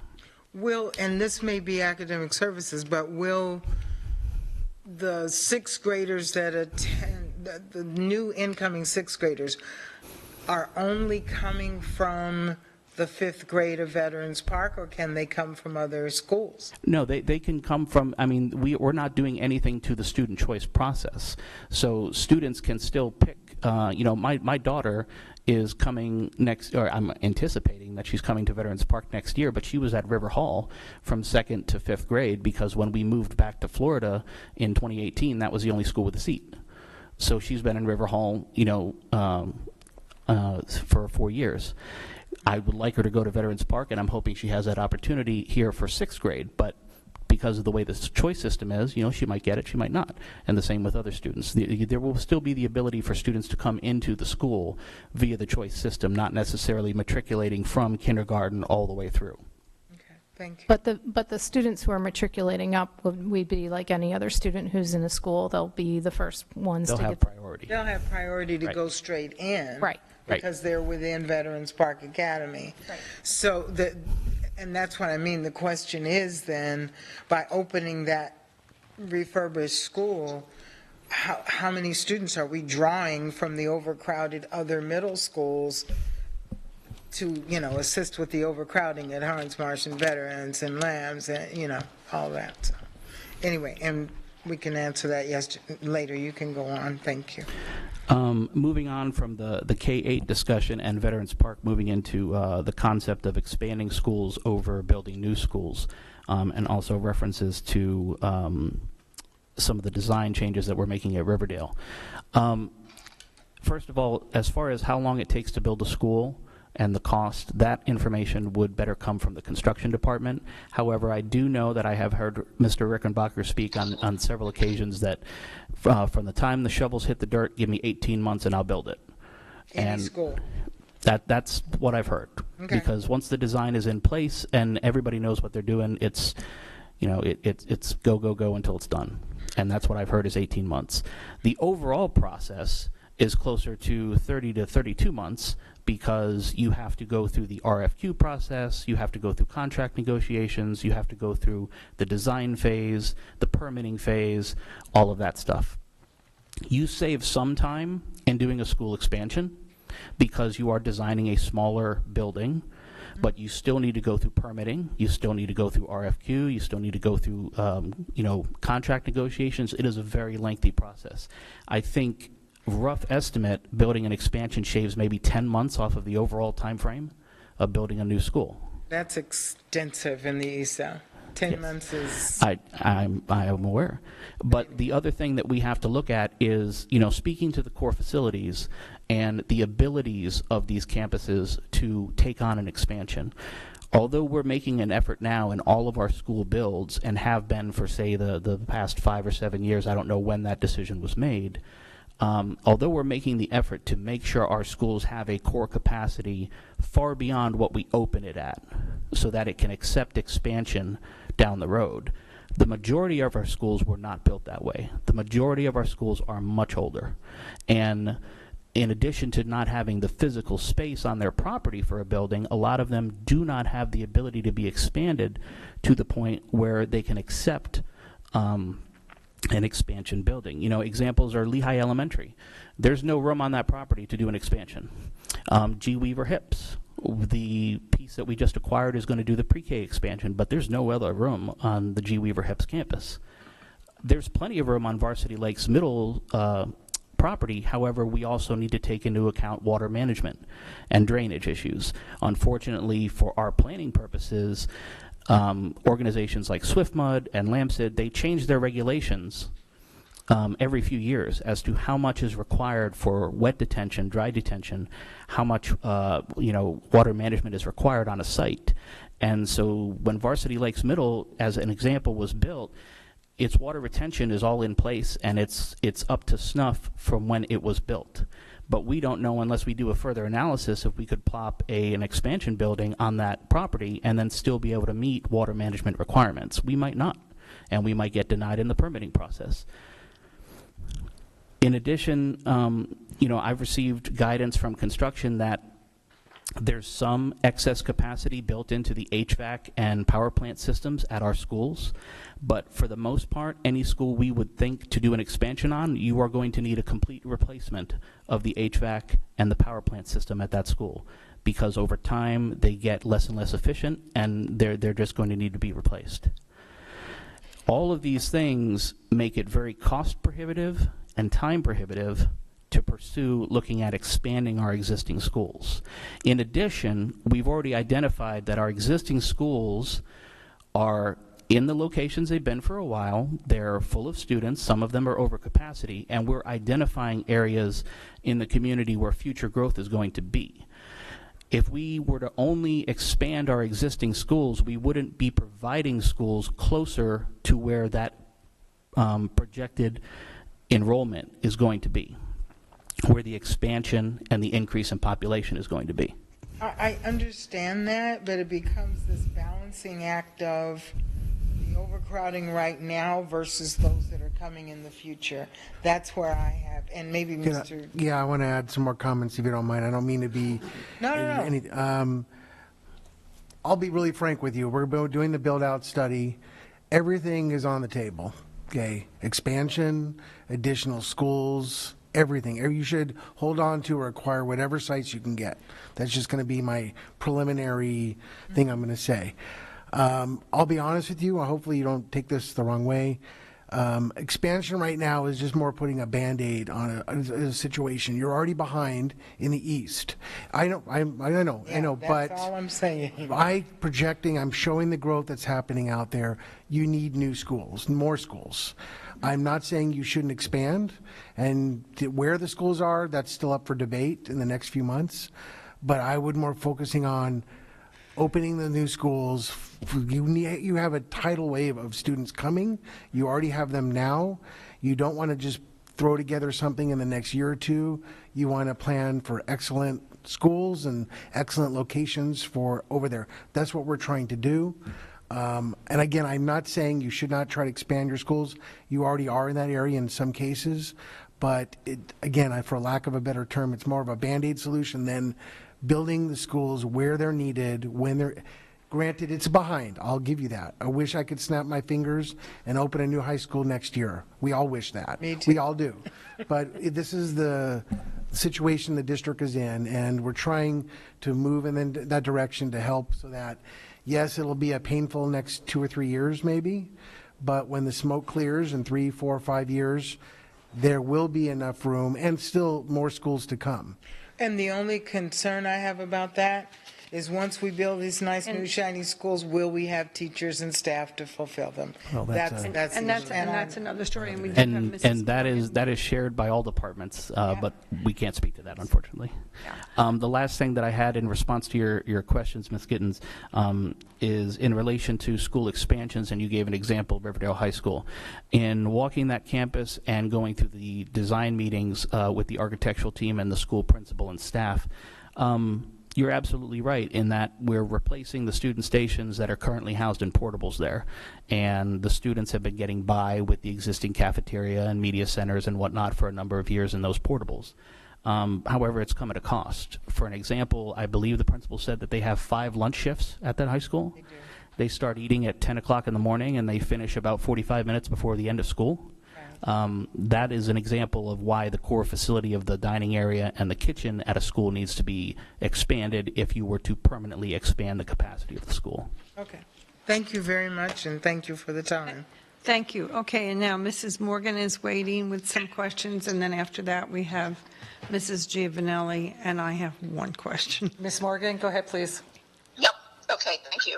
First of all, thank you for the presentation. I thought it was very well done, and I'm looking forward to the next discussion on proximity.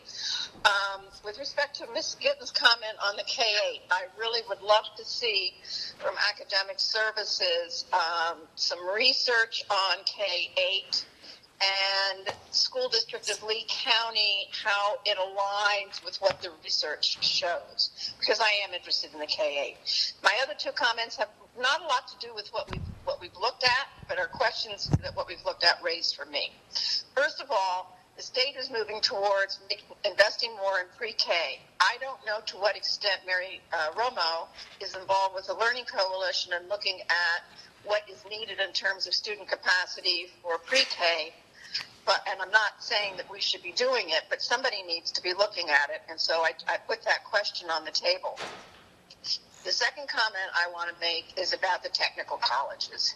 It is inexcusable, given the interest that we have, that the state has in career and tech development, the money that has been going to other districts, that we are talking about an expansion of the Cape Tech and the Lehigh extension in the 10-year plan as opposed to the 5-year plan. I am asking that the board direct the superintendent to present to us a consideration of some sort of MOU with the Economic Development Office, with the Horizon Council, to talk about a partnership to plan for these schools, because we know from what has taken place on the Cape, and we know from conversations with people in Lehigh, there is significant interest in moving on these projects, and to limit them to a 5 to 10 year time frame when we can afford to carry 100% of the load, I think is not responsible. It's not responsive to the needs in the district, and it's not. I don't think it's a good use of taxpayer dollars to put it off like that. So I think, and I was also going to ask, I don't know if ESSER funds can be used for technical colleges. I think those are my comments. Thank you very much. Thank you, Mrs. Morgan. Thank you. Okay, and Mrs. Giovanelli, or did you guys have a response? Actually, I just want to make sure I know, just to clarify what I heard Ms. Morgan say. We did put in the capital plan that we put out this past May, June, and that was then in the final adopted budget, did have both the East Technical and the Cape Coral Tech Edition and the Fort Myers Tech remodel all within this first 5. Yeah. So at least it's in our budget. I'm saying that we did start budgeting those funds. And I understand trying to get partners and going through the legislative process and all that was more, but I just wanted to clarify that was, prior to this year's budget, that was not there. The other thing I just want to say back to what Ms. Giddens had said about the East Zone schools. Prior to, if you were to go back to the 1920 budget, again, almost all those schools other than Elementary J and the schools that are already under the construction process were not there. Those are all there now as well. So when we talk about trying to build the schools and the expansion that they were referencing over there, all of that really was reflected in this most recent capital plan. Of course, now we're currently going through this year, evaluating, adjust as we do every year, submitting a new capital plan for this year's budget. But I wanted to just affirm to everyone so there's an awareness. We were definitely in this most recent year being responsive to a lot of these new school builds. Just to further touch on the concept of expansion versus brand new schools. While it's true, brand new school does take longer. And again, we estimate around 3 years for that process when you take full construction, full design, procurement, all of the pieces that go along with that. The reality is, as David said, the concern of going an expansion route is you get far fewer student stations. You still take a significant amount of time between permitting, design, construction, materials, all the same issues, but you end up with a much lower yield in terms of students, in terms of student stations. And the further issue that is really significant to us, which is demonstrated by kind of some of the issues out there currently with the portables, is that core facility piece that they've referenced several times. When like Lamb's, the prior Lamb's facility is the poster child for a school that really was never supposed to have more than 1,000 students, had a small gymnasium, small cafeteria, but yet had well over 1,500. And because of all the portables, because there was real estate to place portables, but yet they had to run lunch shifts for a significant period of time. They couldn't fill up their gymnasium. I mean, they couldn't fit their students in the gymnasium. All those things stress the core facilities when you just keep stacking portables and keep building and building. And that's the issue of trying to ensure that we're, as David said, not putting a Band-Aid on the situation. That's why immediately last year in this most recent adopted budget, we put all of these schools in there. 2 additional high schools, 2 additional middle schools. None of those were there before.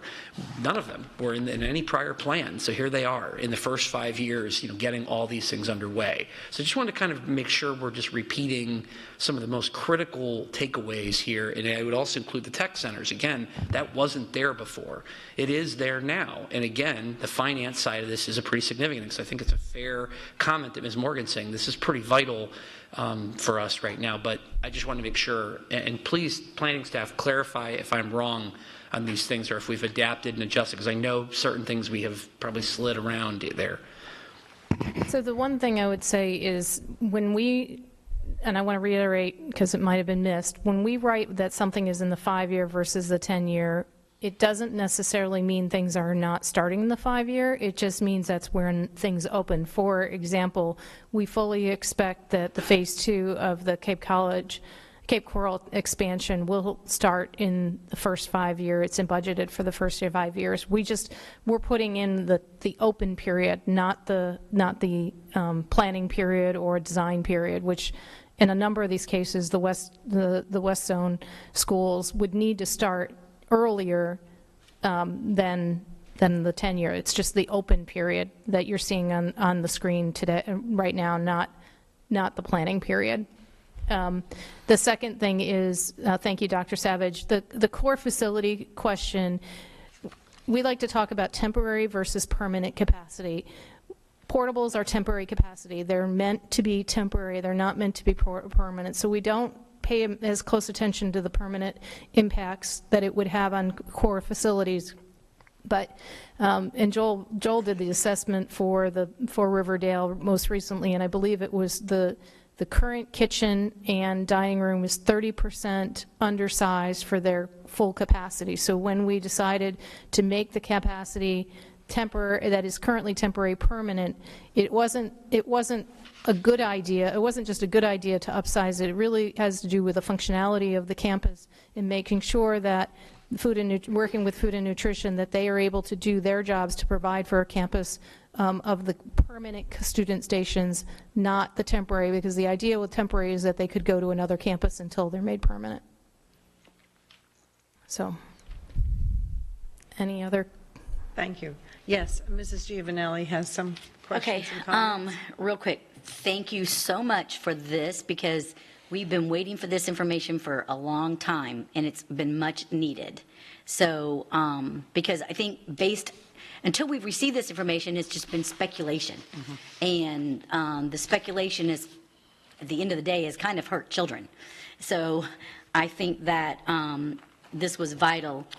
And some people were resistant or didn't like that we spent, because you weren't cheap, to get the information, but it was a very daunting task. We can see it just by the information and the time that it's taken to get to here today. And you probably don't have these answers, but I think it's kind of, and there's a reason why I'm bringing it up. Do we know how many 55-plus communities are in Lee County? Do you have like a guess? We don't have the data with us here today, but we can get that for you in a board report. Well, and the reason why I ask is because those are located in certain areas of Lee County, and that density is different from where the students are, and that's really my point. And it explains, why we need the schools where we need them at regarding our growth. And it leads me into my concern. If we were really looking at the growth biannually, then Estero, we would have known the need was not in Estero for sooner than 3 years. We've been playing with those schools and moving all around and wasting a lot of time and money. And that's really a concern of mine. Just remember, we built a brand new school in Bonita Springs and reduced the seats. I had a big problem with that, but that was a big debacle by the prior administration. So that concerns me, and I don't want that to happen again, because I think eventually we'll need those seats. And so why take away seats when you originally budgeted for those seats? So, and there was a reason for that. My real question now is really proximity plan. What is the plan? Where do we go from here? How do we address the immediate need? That is why we needed this done. And so I don't want this can kick down the road any longer. Let's address where the need is, and let's figure that out. I love the K-8 ideas, and I think most family members do. So I think it is something we need to look at. So thank you, Ms. Morgan, for wanting that back on our our got it. Our list, our parking lot list. So that's really all I have, is just the fact that we really knew the need was here, and now we really know where it's at. But let's get to business. Let's get to work and get this taken care of, because that's what we hired Davis Demographics to do. Thanks. So one thing I want to make a comment on the biannual. The reason that we did this one biannual, we don't always in many districts do it annually, but we didn't do one last year because it was a COVID year. So if we had done this assessment with the data from COVID, it probably would have skewed our information. And so that is the reason we didn't do one next year. Our intent is that this would be done annually.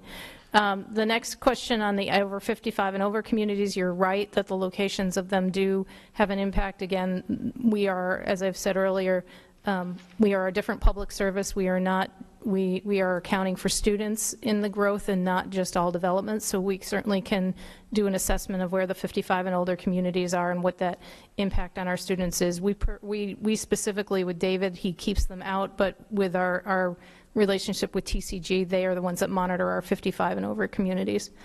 The K-8 model, the one thing I will explain as to why we haven't recommended K-8s in this plan. The one area that we were considering recommending an additional K-8 other than the Innovation School was in the West Zone, where an elementary and a middle school is needed around the same period of time. And that could still be the case. It would be a large K-8 similar to a VPAA because of the number of students that are needed. But the reason that no additional K-8s are being recommended in the Lehigh area other than the already established Innovation School is because when you look at the schools that are needed at the elementary level versus the middle school level, you have Elementary J, which as we know is about to start construction, and then you have the Innovation School, and then you have a VPAA expansion, which is a K-8 expansion.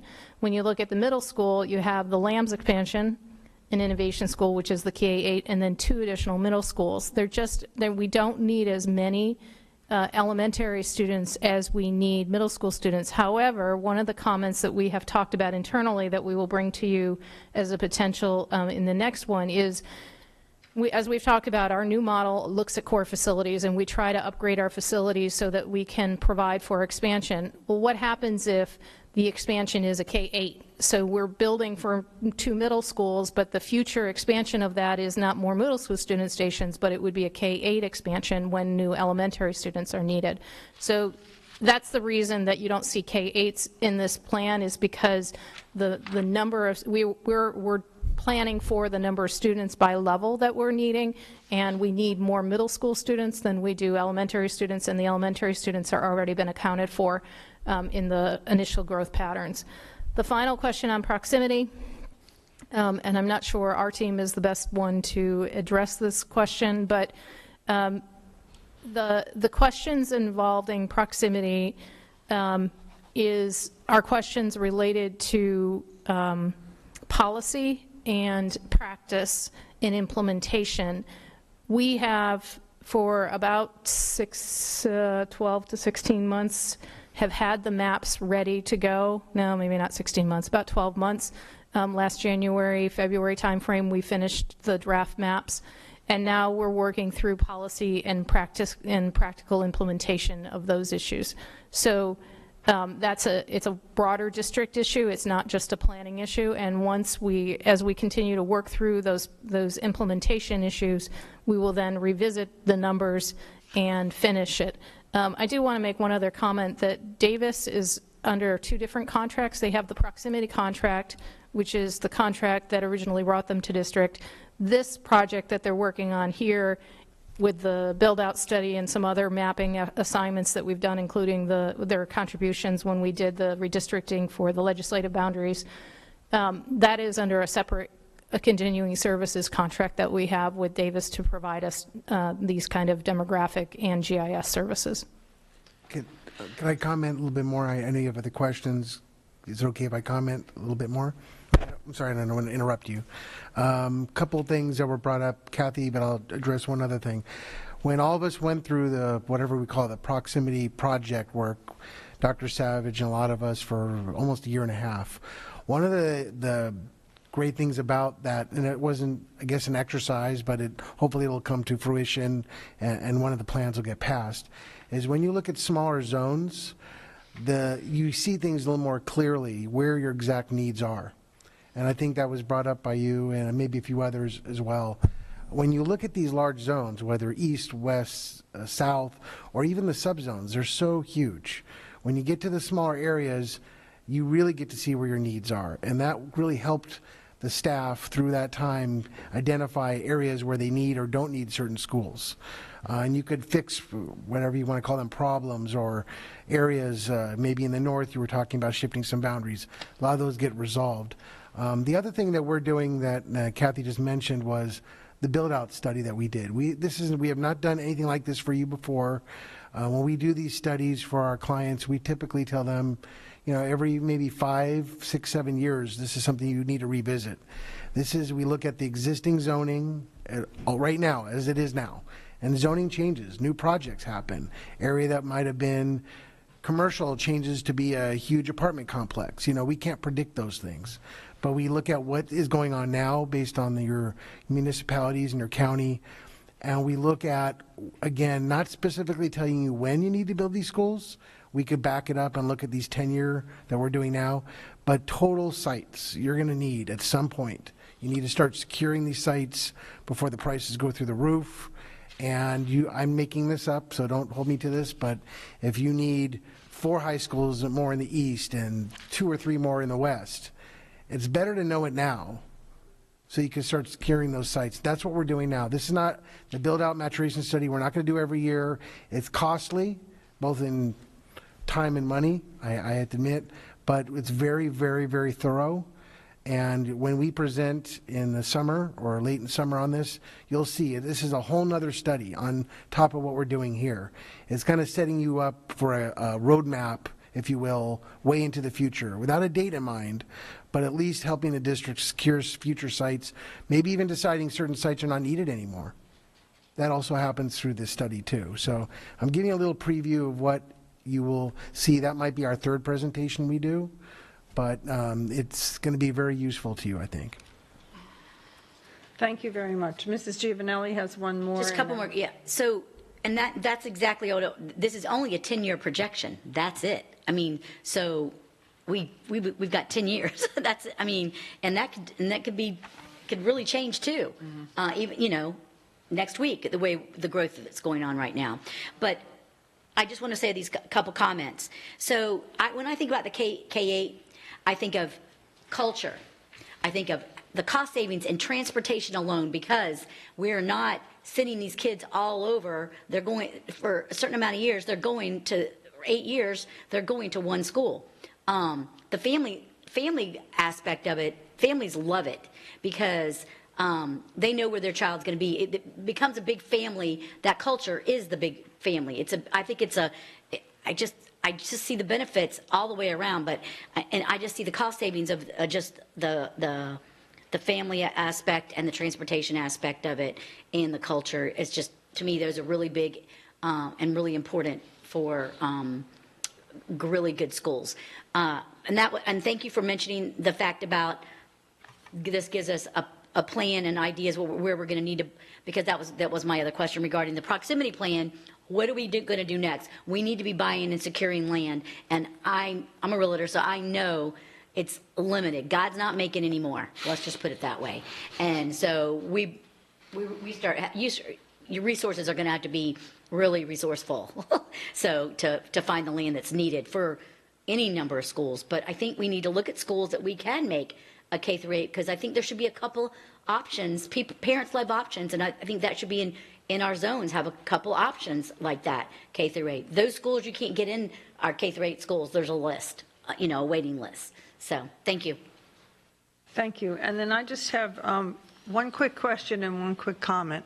So in the school deserts, on slide 19, do we currently own property in those areas? Yes, we do. In the northeast section of Lehigh, well, I should say yes and no. So in the school deserts in Cape Coral, no, we do not own the land. But yes, we are actively looking for land along that corridor. So we have land in Cape Coral, but it's not in the areas that we need it. So that is, I'm going to just say right now, no on West Zone, but yes, we're looking. Okay. In the East Zone, yes, we do own land. And at the same time, we're identifying additional parcels in those areas that we can purchase. We have the Tuckahoe site. We have just purchased the Joel Boulevard site. We, as I said, 82, even though we'll be partly a technical college, it could be a technical high school college, it could be there could be a middle school there. There's all kinds of different options. There is the ability to have 2 campuses on that site. There are some other additional sites in that general area in the south central part of Lehigh that we're looking at. There's also a piece of land that we're looking at more towards the Gateway area, again in the southern part of the community where we don't have schools. We've been very mindful. We've heard you many times say schools on the opposite side of 82 are not in Lehigh, and we've been very mindful trying to identify properties that we might be able to purchase within the community. So yes and no. We have some, we're looking for more. Great, thank you very much. And so I was approached by the City of Cape Coral Office of Economic and Business Development, and that they have contracted with the Urban Land Institute, and they're having a panel. They invited me to be on it to help with questions about the new strategic plan, vision for the future, needs for expansion and growth, specifically regarding schools and safety. And I want to say that this presentation has helped me with information, and if you have anything else to add, I welcome it. It's, next month, so. We're happy to help you in any way. If there's any maps, and we think maps tell a big story, so if there's any maps or information that you need from us, please let us know. We can get you that. And I already printed out the PowerPoint, so, but I really appreciate this, and we are over time, and we have another presentation. So, and I see board members with their hands up. So let's see, we have 4 more minutes, and then we're going to have to move on. But Ms. Vaughn and then Ms. Gittens. Okay, 2 things real quick. What is the current capacity of the Innovation School? I've heard lots of different estimates. Currently with the Innovation School, and yes, there have been a lot of different numbers thrown out. Right now, the architect is going through the process of getting a continuing services contract to do a site analysis of the tree line property with options at 1,200, 1,400, and 1,600 student stations. That is not the school capacity, that's student stations. 90% of that would be the actual operational capacity of the school. So in other words, we have that property, but we had the property before we knew what we could build there exactly. And I find that whoever bought it, whenever, I find that to be a big problem. Are we going up? That's something that was brought up to one way to get around adding more student stations would be to have a 3-story.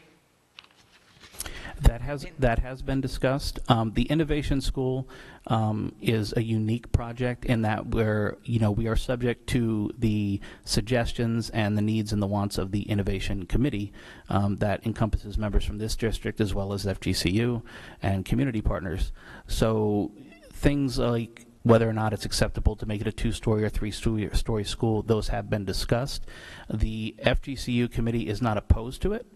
And the architect is going to give us conceptual designs to show us exactly what it would take to house those numbers of student stations. But at this point in time, I couldn't tell you if that means 2 floors or 8 floors. I have no idea. Okay, and final comment, it was brought forth, Ms. Ebaugh said at one point, somebody was asking something, and she said, well, we're not talking about the proximity plan, but yes, in a way we are talking about the proximity plan because you can't separate the two. Case in point is what Mr. de Guzman said when we planned for proximity, the Innovation School, you said we were looking at Proximity Plan J. So we start the planning under Proximity Plan J, and it would have been then in the middle of a big circle, the south zone and the east zone. But now all of a sudden, it's designated east zone. And again, I was listening to what Ms. Gittens said. Whenever these communities come in, whenever the communities come in, it's not like you can, it might look as the bird flies, but you can't cut through a community. So I think that's a problem. Ms. Fisher. So when I said that this isn't about the Innovation School or the proximity plan, what I meant is yes, we did evaluate and consider as we bring this information forward, and part of our assessment, and the reason we're not ready to discuss specific sites today is because we're still assessing if we were to build under the innovation or under the proximity plan, how does this fit? How does it fit under our current plan? So there is definitely, we are in kind of a gray area in a transitional space where if we stay with this plan, then it has to meet the standards for this plan. If we were to go to a proximity plan, would this fit? Because we certainly don't want to make recommendations for 5 and 10 years, 5 and 10 year planning period that we transition to a different plan and it no longer fits, because we'll be right back here at the table reorganizing where we're going to be. So we definitely have done both. What I was what I was trying to explain about the proximity is that we're not here to explain what the next steps are. We are probably not the right team to have that discussion about the details of what needs to happen in order for proximity to happen, because we are looking at it from a geographic and student assignment and capacity valuation, which we have largely completed. We are waiting for others to think about the execution of the plan as designed. So you are right that we are looking at both, and we continue to look at both because we want the plan to work. However the execution happens, we want the capacity and the enrollment component to work either way. It's just that we're not here today to be prepared to tell you what the next steps are, because that's not what we're assigned to do. Thank you. Thank you very much. And it's a work in progress with moving parts. Attorney Dupree-Bruno? Thank you, Ms. Fisher. So I just want to make sure that it's very clear so that there are no rumors or innuendos or misinformation out there. With the continuing contract for the architect, it's to look at, to ensure, to see if that site can be built on for what we need it to be built on. Building above or building, all of those things that Ms. Vaughn was just talking about, there are codes and there are statutory guidelines that we need to abide by. So I just want to make sure that it's clear that decisions have not been made, because I don't want any rumors or misinformation to be out there in the public. Thank you very much. Okay. All right, it's 3:32, and we're at 32 minutes over, but go ahead, Ms. Gittens. Thank you. I'll save two of my comments until the end, but the one thing I do want to mention is that building of the new Lambs building, actually, we did not gain any additional middle school seats in the East Zone. That the question that I want to say on slide 18, where it mentions projections for 5 and 10 years, I do not feel you should have, depending on the numbers of the Innovation Elementary School and the numbers in the Innovation Middle School, should not be on this slide as taking numbers where it's most needed in District 5. This is taking from the East Zone, but where the need is in District 5 on the other side of 82. So to put this in there is a little disingenuous in saying we will have this number of elementary school seats in the next 5 years, because it may not even reach 82 to fill that school up, especially if we look at surrounding areas being able to attend. So I just wanted to make that comment that we did not gain any new seats with the new middle school. And when it was brought up, we were told the whole total would be $1,450, but the DOE told us we could only do $1,250. We were told by Dr. Desamore that we could do the additional seats using half-cent sales tax money, but that never happened. So I just want that on record. Thank you. Thank you, Ms. Gittens, and thank you, Ms. Ebar, Mr. de Guzman, and I'm so sorry. Mr. Cates. Mr. Cates. Yes, thank you very all. much. This was a wonderful presentation. Thank you. Full of See you in information. the next month or two. Thank you. Great. Okay, next on the agenda is the Power Buying Group with Attorney Dupree-Bruno and Candace Messenger, Director of Food and Nutrition Services. Thank you, Ms. Fisher. And Sheena Zupke will also be joining us, our attorney in business services. And welcome, Ms. Zupke.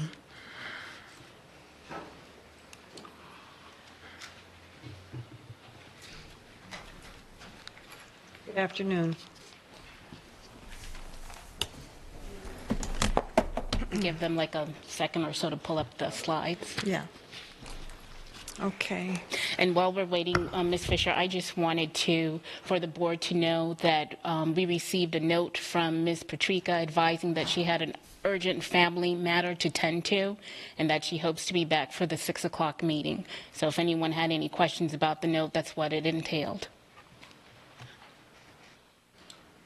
Okay. All right, before we get started, good afternoon, Board. There's been a lot of questions with regards to a $35 million approval by the Board regarding food services. There seems to be questions from the Board as well as questions from the public. So we're going to try to answer those questions as simply as we can. Ms. Shana Zupke is here with us, as well as Candy Messenger. And before we get started, I would like for Ms. Zupke to explain what the Power Buying Group is. And then I'm going to give a little background, and then we'll go through the presentation. Good afternoon.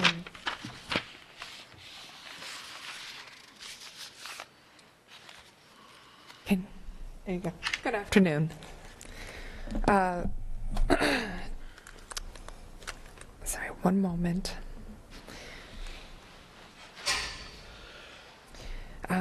The Power Buying Group's purpose is to facilitate the members' processes for purchasing high-quality food and supply products at a competitive price in compliance with different guidelines and regulations for child nutrition programs. Right now, the current contract that we have is for a one-year term, and it expires December 31st. It is currently servicing districts Calhoun, Franklin, Gadsden, Glades, Highlands, Holmes, Indian River, Lee, Leon, Liberty, Martin, Monroe, Okeechobee, Osceola, St. Louis, and Walton. We, the full program does work with approximately, or does work with 29 districts, but that current contract that we are using is with the counties that I had just listed. We are the largest district in the group that is currently under the contract, and that we have been participating in this group since 2003. Right now, the biggest there's several aspects to the Power Buying Group that we are utilizing. One of the aspects is the fresh produce that we are utilizing, but there are other items under the Power Buying Group that falls under the Cisco buying group that, or sorry, not Cisco buying group, the Cisco food distributor. So with the Power Buying Group, it is basically to make sure that we are able to access different produce and different foods to be able to continue with nutrition and following different guidelines that are statutorily recommended. Currently, the current order that we have does fall under statute 6A, or sorry, which has been adopted under the admin code for administration. I'm sorry, I'm lost my notes for a second. 6A-1012, subsection 12, under section E, where there was additional exemptions that were authorized to be able to move forward, and I know that that's what this, the PowerPoint is going to go into a little bit more detail about what we are actually utilizing. As of right now, I will then kind of let Ms. Dupuy-Bruno go into, I think she had some more information about the emergency situation, and we also have the presentation that we'll hear a little bit more information. Thank you, Attorney Zupke. So just to make it really, really simple, the Power Buying Group allows us to combine other counties to get the best possible price for the food that we need to serve our children. That's exactly what it is. And there's one thing I want to correct, is that we're not using the Power Buying Group for fresh produce. And we'll discuss that a little bit further. Now, what I want to explain is how we got here from an emergency standpoint and why this is even an issue. Basically, there has been a food supply chain problem throughout the United States, and getting food, getting produce, getting just stock items that we need. In August of 2021, the United States Department of Agriculture sent a letter to Ron DeSantis to advise that we recognize that there is a problem with the food supply chain and that we would like to ensure, and we're asking you to ensure, that school districts are able to meet their requirements to provide healthy and nutritional food to students.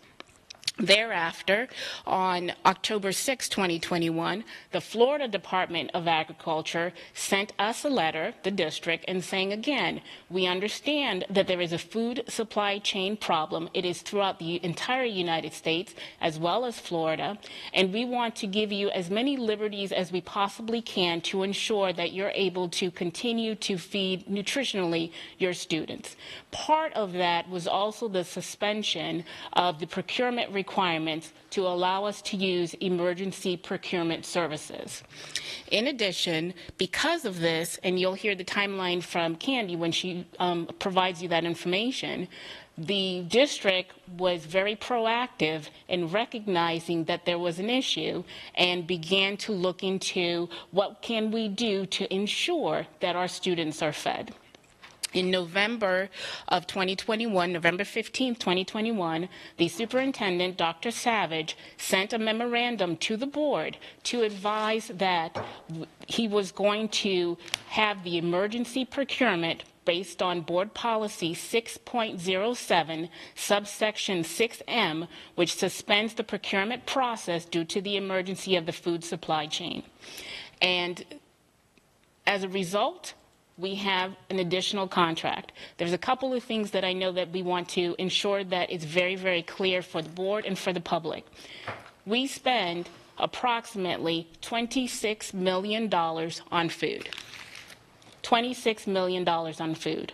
That was already approved by the board during the summertime. And then Candace, if you want to take it from there, and I'll chime in as necessary. Thank you for having me. Good afternoon. So, for many years, we've had one distributor for U.S. Foods, in this case, that delivered to all of our site kitchens. We were notified early in the school year, first day of school, that U.S. Food was going to end that contract effective December 31st. So that put us in a, I need food for feeding 87,000 meals a day. So we were able to secure a vendor through Power Buying Group that will supply us groceries. But the key thing here to remember is they can only deliver to one location in the district, not all of our 81 kitchens. So we had to find a warehouse that will handle and store our food appropriately, because the amount of food to feed our students in a week is 12,000 cases of groceries. This isn't produce, milk, or any of the other items. This is just frozen food, canned goods, and what we need to feed our students. So then we had to find a vendor that could deliver to all 81 of our kitchens. We were lucky enough to do that, and we now have a vendor who will be able to, and who has been successfully delivering. I want to make a note here. The district warehouse is only able to hold 1 day's food for us, and that is not sufficient for us to be able to feed our students. And if I could add one thing that's extremely important for the board to understand, we didn't, for this particular power buying situation, this stock groceries that Ms. Messenger is talking about, we did not negotiate directly with U.S. Foods. We were part of a group, and that group, whoever was the lead county, which was not Lee County, negotiated the terms with U.S. Foods. So it really had nothing to do with us. We were just part of the power buying group that negotiated with U.S. Foods. Correct. So in June of last year, we brought forward the original power buying group bid for approval to the board for $26.7 million. Then on August 10th, as I had mentioned, we were notified that U.S. Foods was dropping the majority of the districts. On October 19th, we came to the board with an emergency order for emergency purchases for food, supplies, and whatever is needed, as Ms. DiBertuno stated earlier. So we were asking for $8.25 million to bring that up to $35 million. So it's not an additional 35, it was an additional $8.25 million to cover these other costs of our warehousing and storage and transportation of food. So in January, sorry, I lost my notes. In January 11th, we brought forth the ratification of the contracts to include our current vendors. The main grocer supply at Cisco for $20 million of that $35 million that we're talking about. Our main grocery storage and handling facility, which was Florida Freezer, and that was $935,610. And then the trucking company, OC Trucking, we came forward with $4.2 million. The balance to cover the balance is to cover any emergency food that we needed to purchase. U.S. Foods started cutting our deliveries. Remember I said we need 12,000 cases a week. They cut us back to 9,000 cases to feed our students. That put us in where we needed to bring in direct deliveries to cover what we needed to feed our students.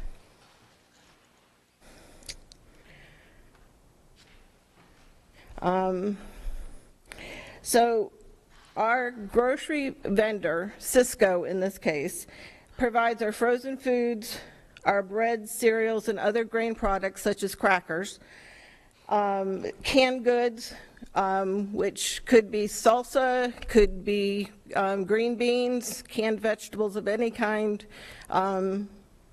baked beans, which are all requirements for us to do the reimbursable meals, and some refrigerated food, such as eggs and yogurt. We have a milk vendor who is M&B Products. They deliver directly to our schools. They take the orders. They bring in our milk and our juice for our students. And with the emergency, they have also agreed to bring in some yogurt because we were having trouble bringing in that protein for our students.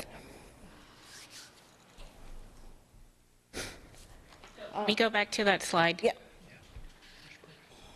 One thing that it's very important for the board to understand is that Lee County School District did not negotiate with Cisco.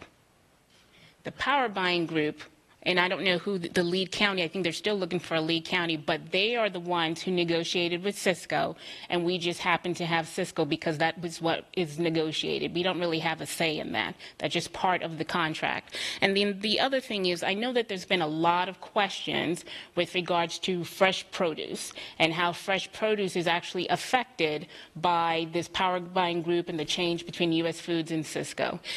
Fresh produce has nothing to do with this power buying group. As Ms. Messenger said, frozen foods, grains, dry goods, some yogurt, refrigerated items, that's what we are receiving from this particular vendor in this contract. We do receive fresh produce, and the fresh produce is now provided by a piggyback with Brian Pazisky's Farm Fresh. And we also have a favors grant, which fresh produce is provided by Oaks Farms. That's where we get our fresh produce. Thank you, Ms. Messenger. You're welcome. So, again, I just want to say our produce has always been delivered to our schools by the vendor, not through our grocer. We are very proud in the fact that we have been able to sustain our students. We're getting back on track with the amount of food that we need. I hope this presentation answered questions, so I'm open to them. Ms. Jordan, then Ms. Gittens. First of all, I want to say thank you very much for this simplistic view, because everybody kept saying 35 million for freezers, which had nothing to do with the freezer. So thank you for doing this. And I understand that I understand all this because this is my industry, as we have a realtor over here. But when we're saying that we do place the orders with the groups for our food zone. We do that here in-house, that we order what we need for the week. We do that, and then, because it sounded as if we did not, someone else was doing that for us. No, they just secured the contract for us to follow. Yeah, I just wanted to make sure that that was understood, that that's not, someone else is not ordering that food. We actually order the food for that week, based on inventory that is held at the schools. Correct. Okay, and we understand too that there is, even though we may order all that food, there are those moments that we're not going to get everything that we order because the supplies are just not there. So we need to understand that. So then, in that case, you always have to supplement whatever was missing. And you do that from here with your department, which is great that you do this. So thank you for that. Because I did have the opportunity to go down there and see how that all works, which is, it's insane inventory, but it is, it's great. And then also when they spoke about the fresh fruits are delivered every day, or could be delivered every day, to the facilities, to each of the schools' kitchen, so that way we have that product in-house when needed. Right, and our produce is delivered, I believe, twice a week at this point. Wait, you have options though for that, sure. But I just wanted to say thank you very much. If people can't understand this, then I just thank you for this.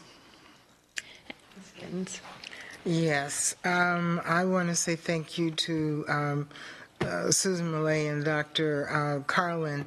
We met on a Zoom meeting and went over, as you can recall, I asked before to simplify it, and we came up with simplistic drawings and things like that, and it really does make a difference, and I thank both of them for just speaking with me about it and coming up with the easy way to understand this.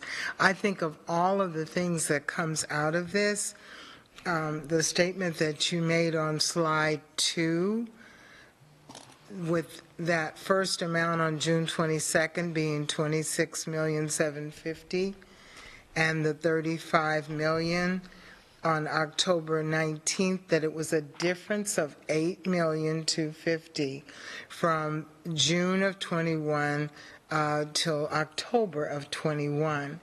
And hopefully people will understand that that's not a $35 million across the board.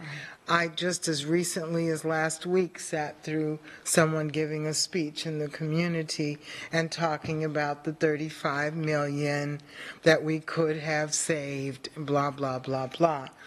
I will be taking this and putting it definitely on my social media from minute to minute. Please watch minute such and such to such and such and look at the outline so that everyone is on the same page and understands. Thank you for the simplicity of it.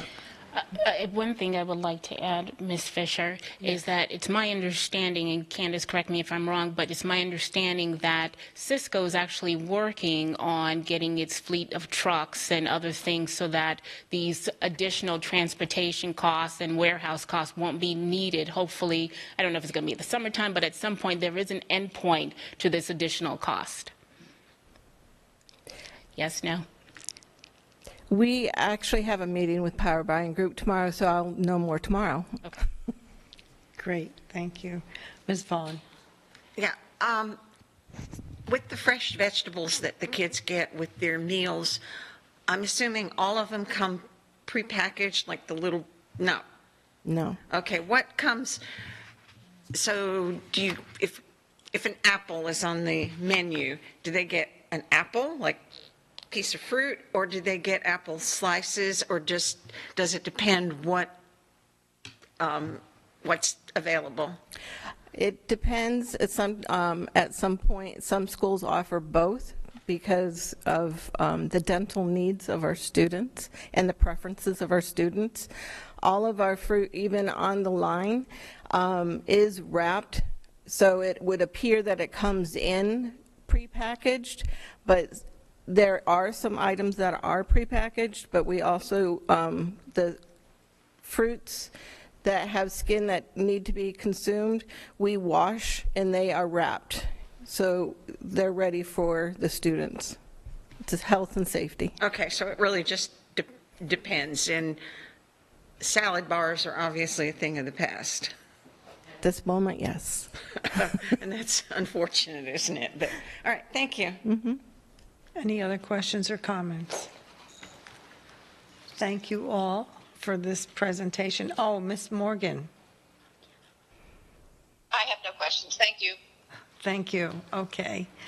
And thank you for your presentation and for simplifying the additional 8 million, 8.2 million. Thank you.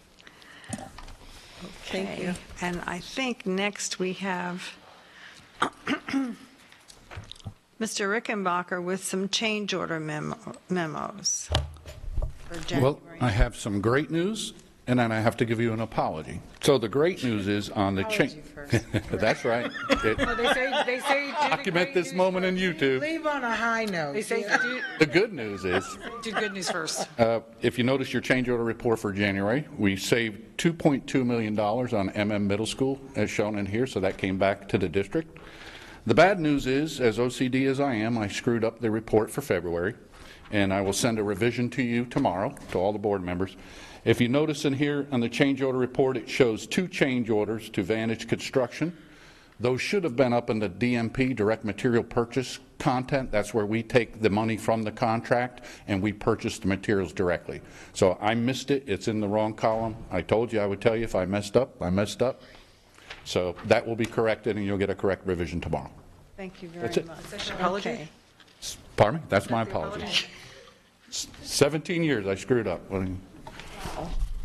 You're allowed First one. mistake. Yes. I think Ms. Gittens has a question. I have a question. The item that's on the agenda tonight is we talked about it yesterday. I'm trying to remember exactly. VPAA? The VPAA, and it is, we already did the 55. This is briefly explain. It's the original answer was 1.5, but we reduced it down because we're utilizing the project contingency and project savings. So I have to get an increase to the project for $949,115.11, I think. Okay. That is for unforeseen conditions that came when we exposed the ceilings and the walls and had to make code corrections. Okay, so the bottom line is, when we first started this, there was a pot of money that was $24 million. No. That was supposed to be for both projects. The budgeted for this project is $30 million. Remember, the $30 million covers design fees, permitting, and all those other things. So the construction value was $24 million. Right, okay, I knew I wasn't crazy that there was a 24. Yes, it was. So the construction value at 24, and we had talked about how much would go, and there were 2 phases basically at that point, and it was the revision of the old lambs and the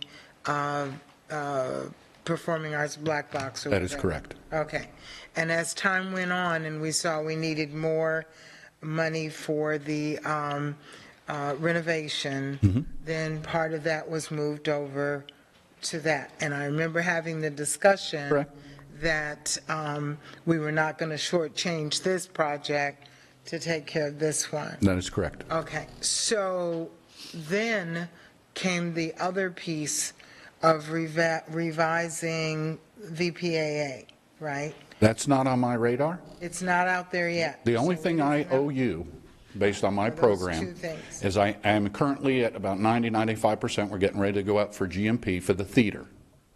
Now, there may not be enough money to support the theater build, so I will have to go to Amy and Kelly to see if there is enough funding to support that, and obviously that would be brought to the board to see if you have an appetite for that increase, because the theater is going to be about $14 million, and we went and exceeded. We went up to $13 million on the middle school renovation because of all the things that needed to be done to get that where it is today. So originally, the amount you were giving to the school renovation for construction of the old Lambs and the arts was a value of $24 million entirety. And how much of that was the school originally? There was no VPAA in any of those figures. No. I mean, I'm talking about renovation of old Lambs. Old Lambs, it started out initially when it was approved at $4 million.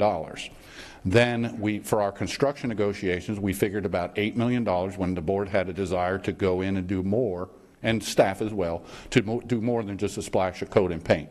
When we got into the school and realized we had to add fire sprinklers throughout the whole school, it was unsprinklered, and go through and do a whole science renovations, all the bathrooms, the piping was rotted. That's when the GMP, which you approved on January 11th of this year, I think was $12.5 million roughly. So the funding, the part of that $24 million was shifted to support the renovation of the old Lambs building, which now leaves me with a depleted funding for the potential future theater. Right. So again, I'm doing the design, we'll get a GMP, we'll be ready to pull the trigger if that is your desire, to provide some extra funding to make that accomplished.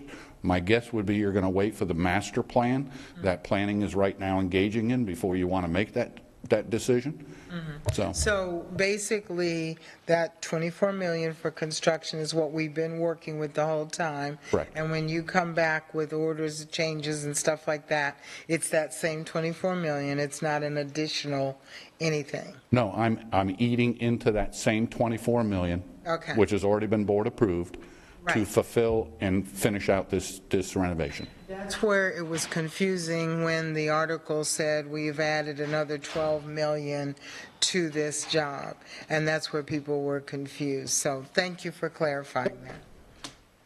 Okay.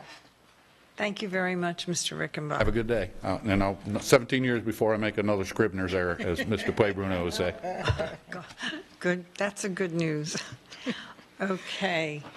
Moving right along, and now we are almost on time.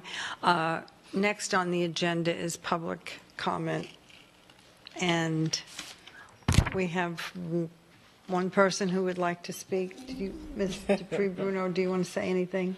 Just very quickly, that the school board does allow public comment at this time, and your time will be 3 minutes, and the individual is Sharon McGill. Thank you. Good afternoon, Ms. McGill. Good afternoon. Thank you, everybody. I'm going to try to do this really quick because I know everybody would like a break before you start over at 6. The power buying group. This was sort of new to me. I was fine with the $35 million and understood all that, but now I've actually got more questions than I did before. So the contract from, let's see, it was from U.S. Foods. $26,750 million from U.S. Foods. That contract did include deliveries.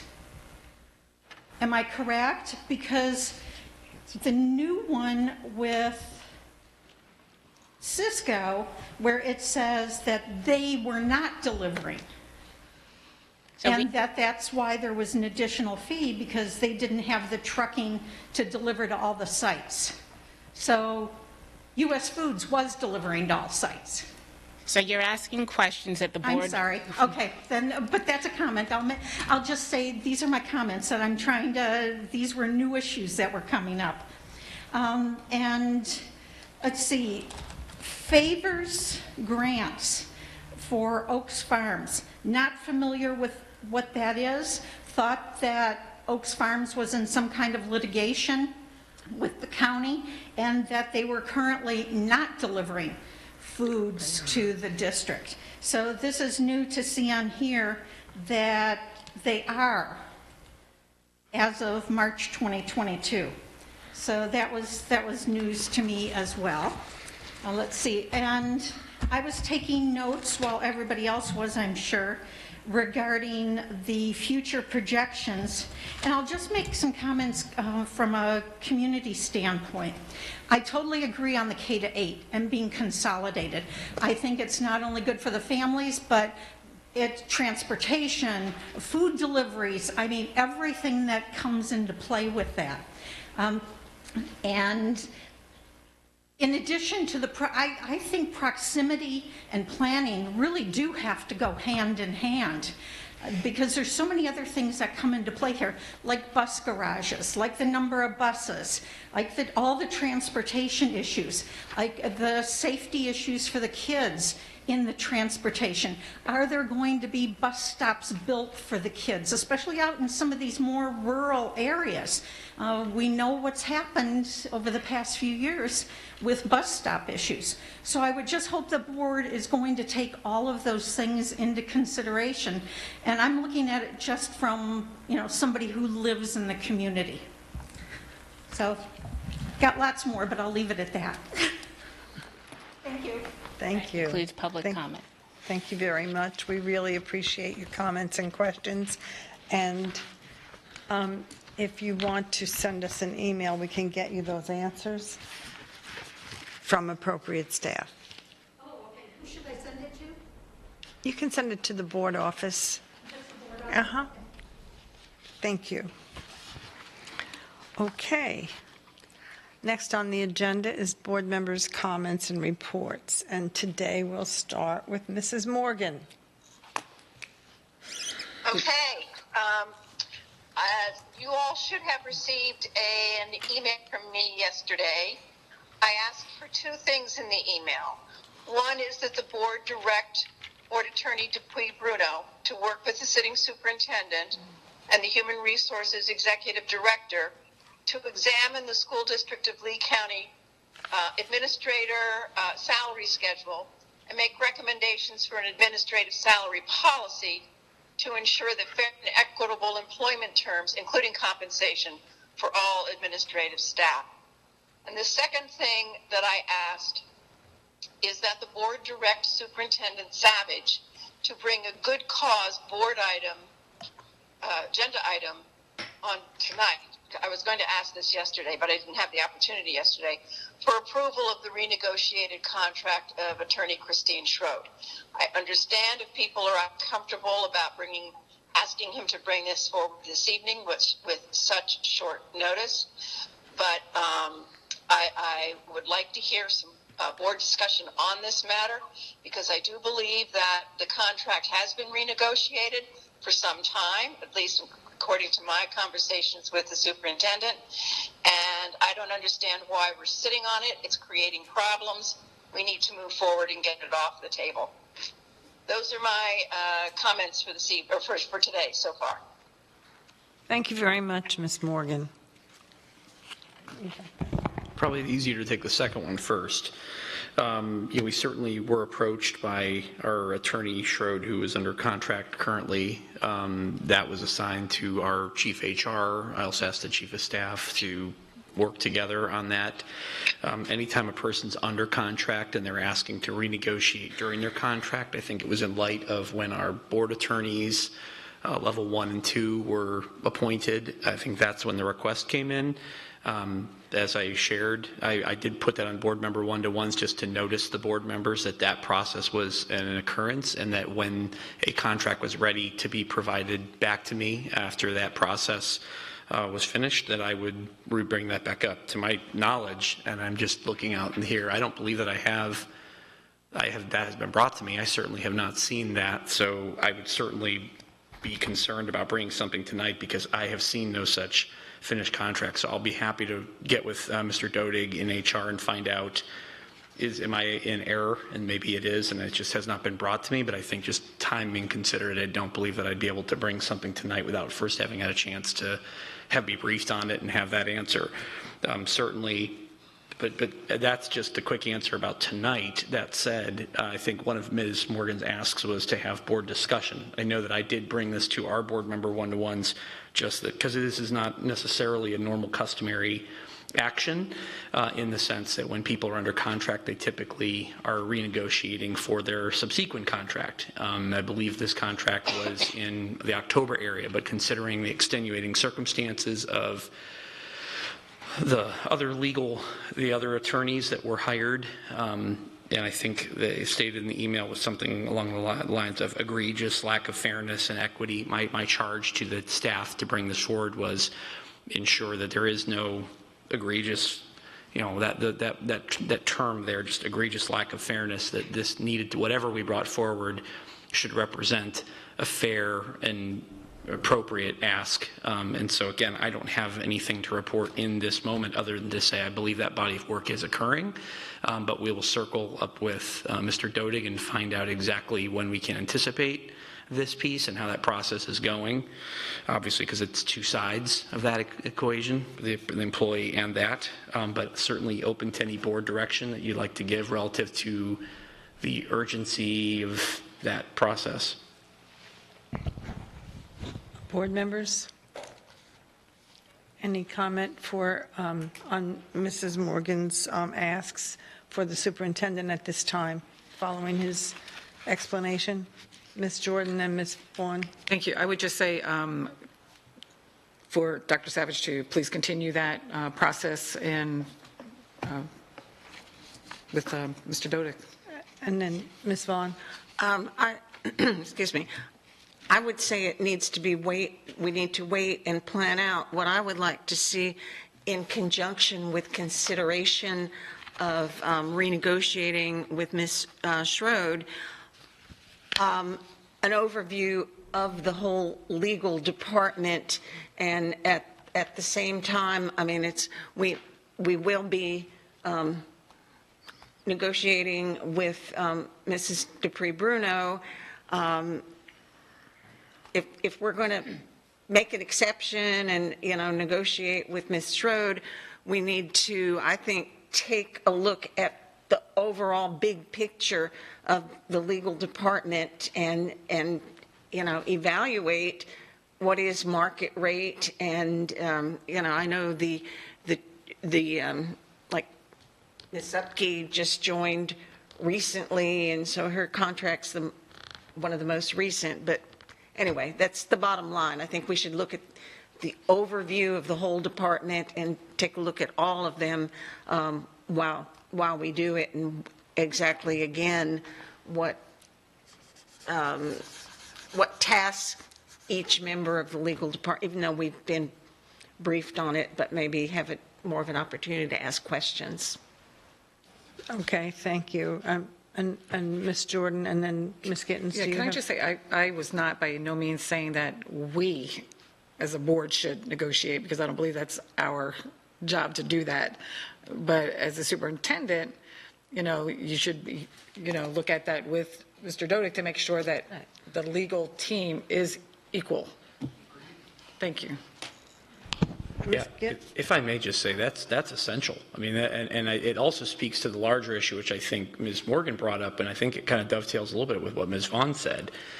I did raise, and I issued a memo to the board back when I was really reviewing. I fully support Ms. Morgan's request about looking at our salary schedule, specifically in the administrative side, but I think there's something that she discussed in the email that I also want to discuss. We've heard many times about being top heavy as an organization, and one of the challenges that we uncovered, and actually it was our prior HR director that I believe first raised the issue to us, is Dr. Pruitt, which was we actually, in our classification of systems, we lump a lot of things into administration, many of which that don't supervise anyone. So you have in other districts, they have a professional class, and this fits in certain types of professional roles such as really high-end IT professionals, as well as in the operational world, like for example, we have a building engineer job description that is classified as administrator, but that person, it really is there from an expertise standpoint to do high-end professional work, and they're there for expertise, not supervision. And because we have really lumped all that together, it then inflates the understanding of it being administrative, when many of those administrative, so-called administrative positions don't, in fact, in other organizations, may not even be classified as such. And so there's just that additional labor category. Unfortunately, it's a massive body of work, but I think it's a very appropriate ask. I know that Dr. Desamore, before she went out and was on leave, this was something she and I discussed as well, just because it's important if you're going to have a market rate and a market approach, that it actually reflects the market. You don't want a situation where implementing a market-based pay system, then you find out that it's really not competitive, and then you end up, shooting yourself in the foot in that way. And so it's really very important. But the very specific example that we have in front of us, right, with Ms. Schroed, that was just something that, again, my direction to staff was fair, reasonable, what are comps, so that whatever we do, we can justify fairly to all parties. We definitely do not want anyone being treated without equity in terms of their role, their experiences, the work that they are due. Thank you. Ms. Gittens. Yes, we have just recently received emails from Ms. Schroed, and as I was scanning through them, she has requested information on this since December of last year, and we all received these emails. So I'm assuming at this point that what she was just asking is when will it be on the agenda. Since I agree with Ms. Vaughn that we're going to be talking about legal and all of that on April 11th in that meeting, that we confirm that during that workshop or action meeting during that time that this will be a topic for discussion to be on the agenda then, which would give the superintendent and everyone time to get information in order to discuss it. But I'm concerned that she's been bringing this up since December. So. Yes, and I think the reason that she needs the answer is because insurance. Insurance for her kids. That would right. whatever the addendum was going to be a determination about coverage for her kids. And we need to get it on the action agenda for next meeting. Ms. Giovanelli. Oh, Ms. Thank you. I know nothing about this conversation that you're having, but I am curious as to what Ms. Gittens said in terms of a presentation on the 11th. That's what I'm a little confused about. Is there supposed to be a presentation on the 11th? Because I'm not aware of a presentation. No, I'm just talking about, didn't the superintendent just say a few minutes ago that he had to get with HR and some other people and to get the information? So that's what I was referring to, what he said. What I meant was, when an employee, and I'm just looking at the email too that you're referring to, when an employee on one side of the bargaining table says, hey, this is what I think is what I'm entitled to, the question on the other side of the bargaining table says, okay, how did you arrive at that number? How did we come to that piece? And I think that's the important part. That's where the diligence side that they were charged with is make sure that when I have to bring it forward and say this is what we're approving, that I can defend this is a number. So whether it's the number that the employee suggested, which again represents their interest, that the organization's interest also answers back and says, yes, we feel this is a fair ask, exactly as is, no change, or well, we think this is what we can justify here. How did you arrive at this number? How, those are the kinds of things that I have to be able to answer operationally, so that given otherwise it just appears as if a person makes an ask and we say yes, that's what we do. And that's what I was saying, that by our next meeting, if that is okay, to bring that up. And I understand that you have to get answers. I am concerned that she asked the question in December of last year. So we need to expedite this. Whatever it is you need to get or who you need to talk to, it needs to be done. May I intervene? Yes. Oh, I'm sorry. Can she intervene? Yes. Ms. Morgan, please. Well, first of all, it was my understanding the contract had an addendum to the contract had been negotiated. In my one-on-one, Dr. Savage told me the amount of the negotiated contract and where it rested vis-a-vis the rest of legal staff. So it was my understanding that this market assessment has been done and been done for some time, because I guess I've met with this would have been almost a month ago when I met with Dr. Savage. It came up. I'll have to look in my notes. That's not, so I'm wondering why, having negotiated an addendum, are we going back to HR to come up with the justification? It seems to me it was done. That's number one. And two, with respect to looking at the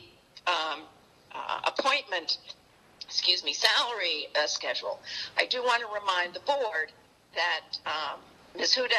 Hudak's and Ms. Zupke's contracts roll over automatically on November 22nd.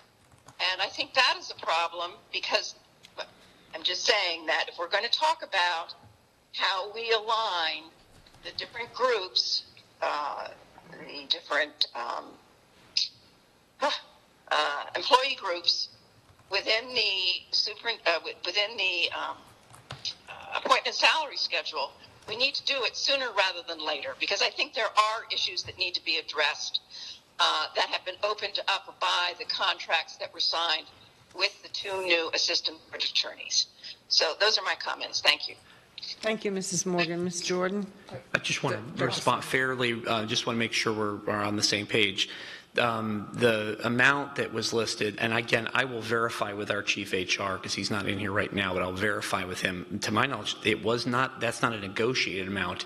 I think the amount in the addendum that you're seeing was drafted by the employee. So the employee basically named the price. The employee wrote the addendum. I don't believe that was negotiated. That's what I was stating. That's what I noticed the board was not just to make the board aware that this was not customary. I spoke with all 7 board members and shared the same information, which was specifically, we can go back and pull our notes on it, but that was basically to let them know we did receive this request. We are in receipt of it by the staff attorney, that we do feel that it's fair to look at what is being asked, that I charged HR, and again, I did have my chief of staff so that she could be a part of that and kind of keep me apprised of that progress as well, and that the number that was suggested by the staff member in that addendum, I don't believe that was negotiated by both sides. I think that represented what the employee felt was a fair compensation, no different than if any employee were to try to arrive at a number.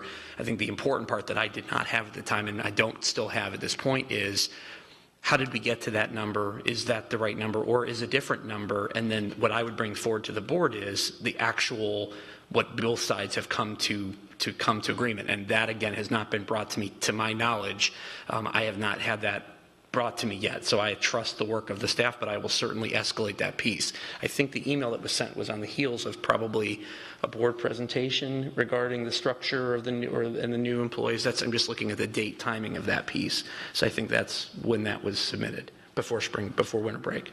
So and then, if I may, if an employee of ours makes a proposal on December the 14th, and it's now March 29th, why would it take that long to get an answer? There's something wrong with this picture, and there's been ongoing emails checking in. So I would like an answer sooner than later. I think just answer the woman and let her know so that she can make her plans. It just doesn't make sense to me that it would take 3.5 months and still not have a response or an answer and not be ready to move forward.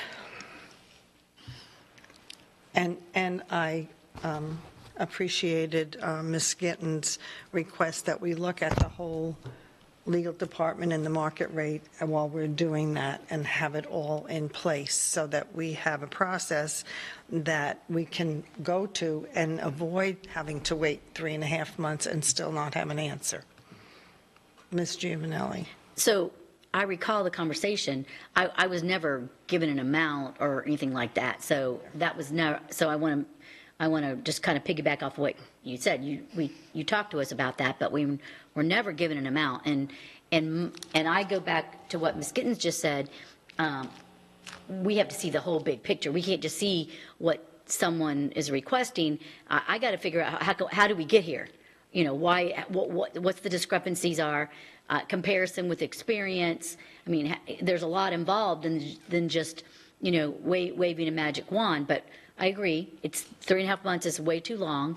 I think it's difficult with because you have 7 board members, and this conversation, what we're having right now, should have happened 3 months ago, even if it was at the dais at this point.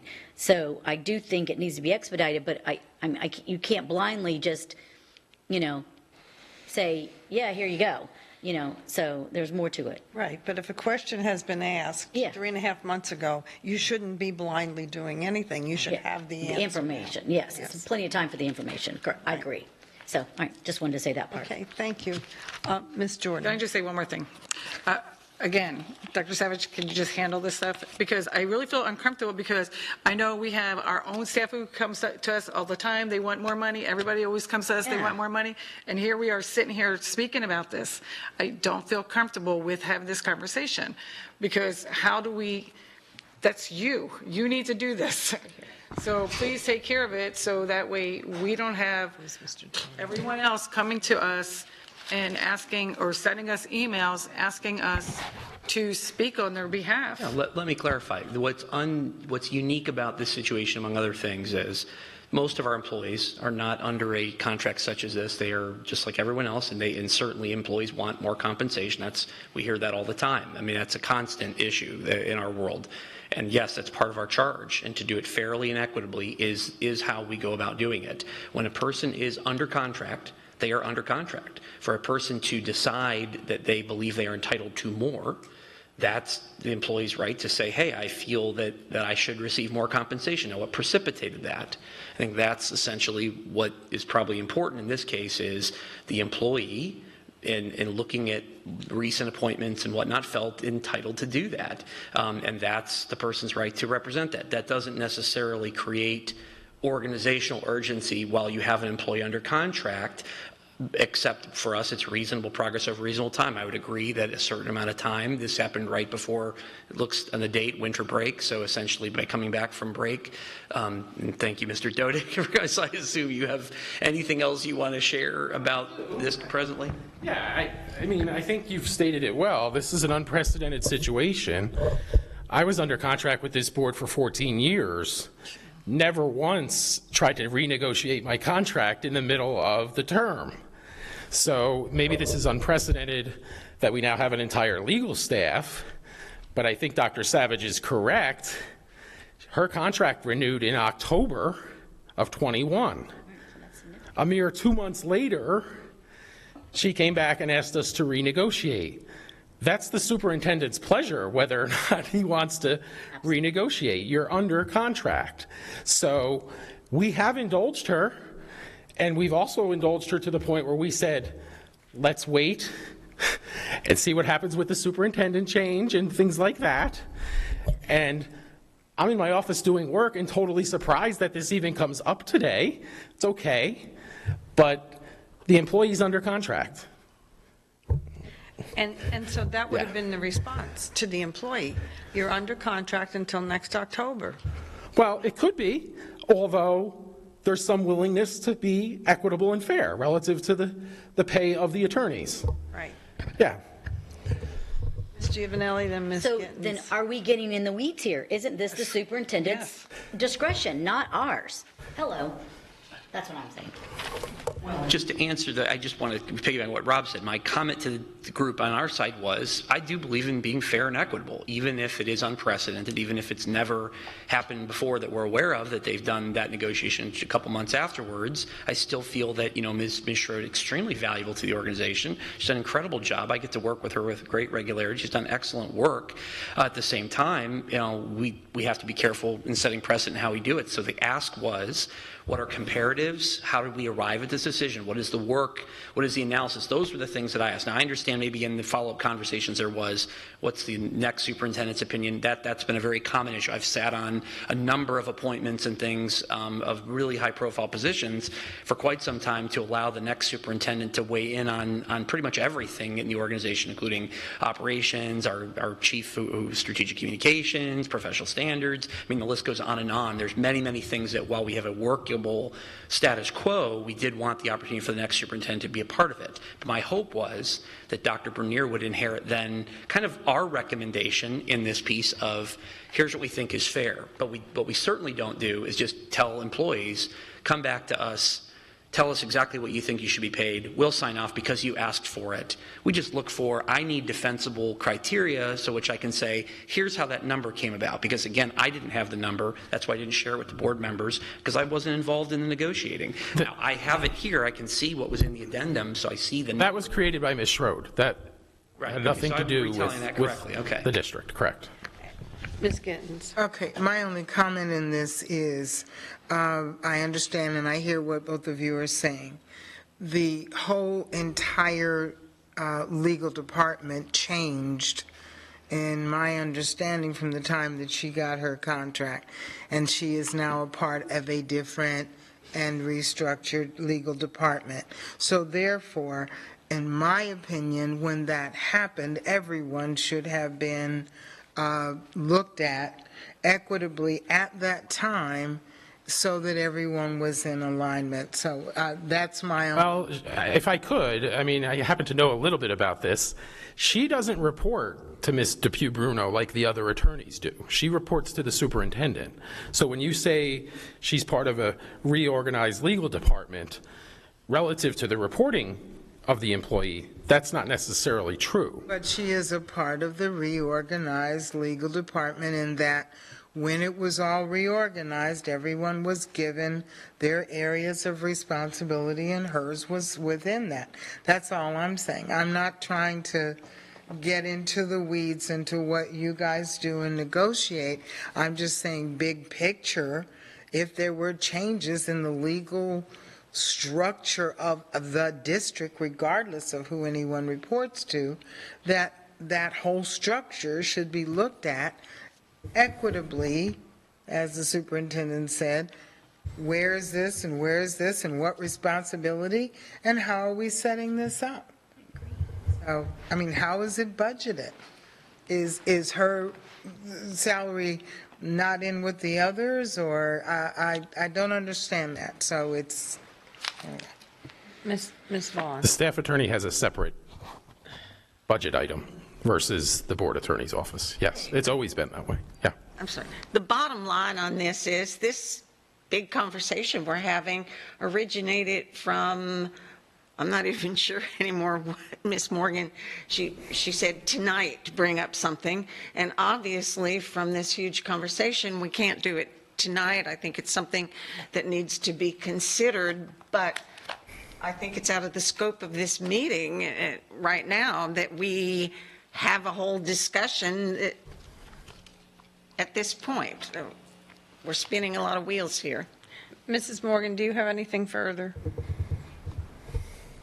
But you heard you talking here. No, I have nothing further to add, and I certainly wouldn't bring it forward tonight because, as I said, I intended to bring this up as part of the board workshop yesterday, which would have afforded the board an opportunity and the superintendent and HR an opportunity to consider whether or not, they wanted to do that. I will, however, continue to pursue this. So I will not bring it forward for tonight, but I will bring it forward for our next meeting. Just letting you know. Thank you. Thank you, Mrs. Morgan. Thank you. And then did I see another hand? Well, someone mentioned the new superintendent, and if this person, because it works for the new superintendent, this should be probably his discretion at this point. And I'm sorry the timing's not great, but I think if that falls under that budget, I think, and we're addressing something that we don't really even get involved in. I certainly want everything to be equitable because I'm all about fairness, but sometimes timing is everything. So. Exactly, and I'm going to go back and reword what I said. I'm upset because I feel like we should treat our employees with respect and dignity, and that if someone has a question, it should not take 3.5 or 4 months for them to get an answer of some sort, or to say we're working on the process, or this is something that we can discuss.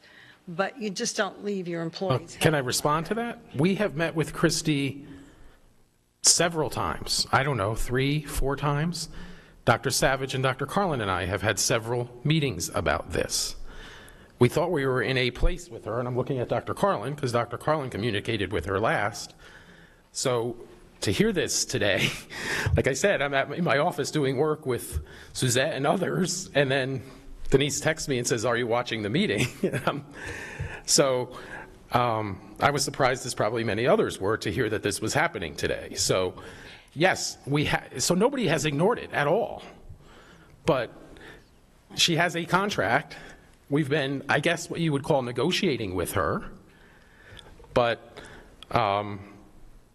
we haven't come to an agreement at this point. And just in all due respect, maybe this is an opportunity just to change the way we communicate and make sure that when you meet with somebody, they have a clear understanding of what, what the process is. I understand, but I'm not going to negotiate in public, so I'm not going to say anything further. And Ms. Giovanelli. And I'm sorry, I have to step back in here because I'm sitting back and I'm thinking, what kind of precedence is this setting when we have teachers that are still trying to get paid for a contract that's out of contract? So I think this goes back, what message are we sending? We're going to have teachers that want to renegotiate a contract 6 months into it, because I don't blame them. Look what they've had to put up with. And so I'm sorry, I don't agree. I'm starting to get a little personal because I'm thinking all these teachers and paras and bus drivers and cafeteria workers and janitors that are just trying to get a simple contract signed, much less let's renegotiate after 3 months. So I'm sorry, but we have to think of the whole picture, and we have to think about what others and what message this sends when we change the game in the middle of the whole deal. I'm sorry, I'm upset now because to spend this time on one individual when we have 12,000 individuals that need to have an answer. That's who needs to have an answer. Thank you. Thank you.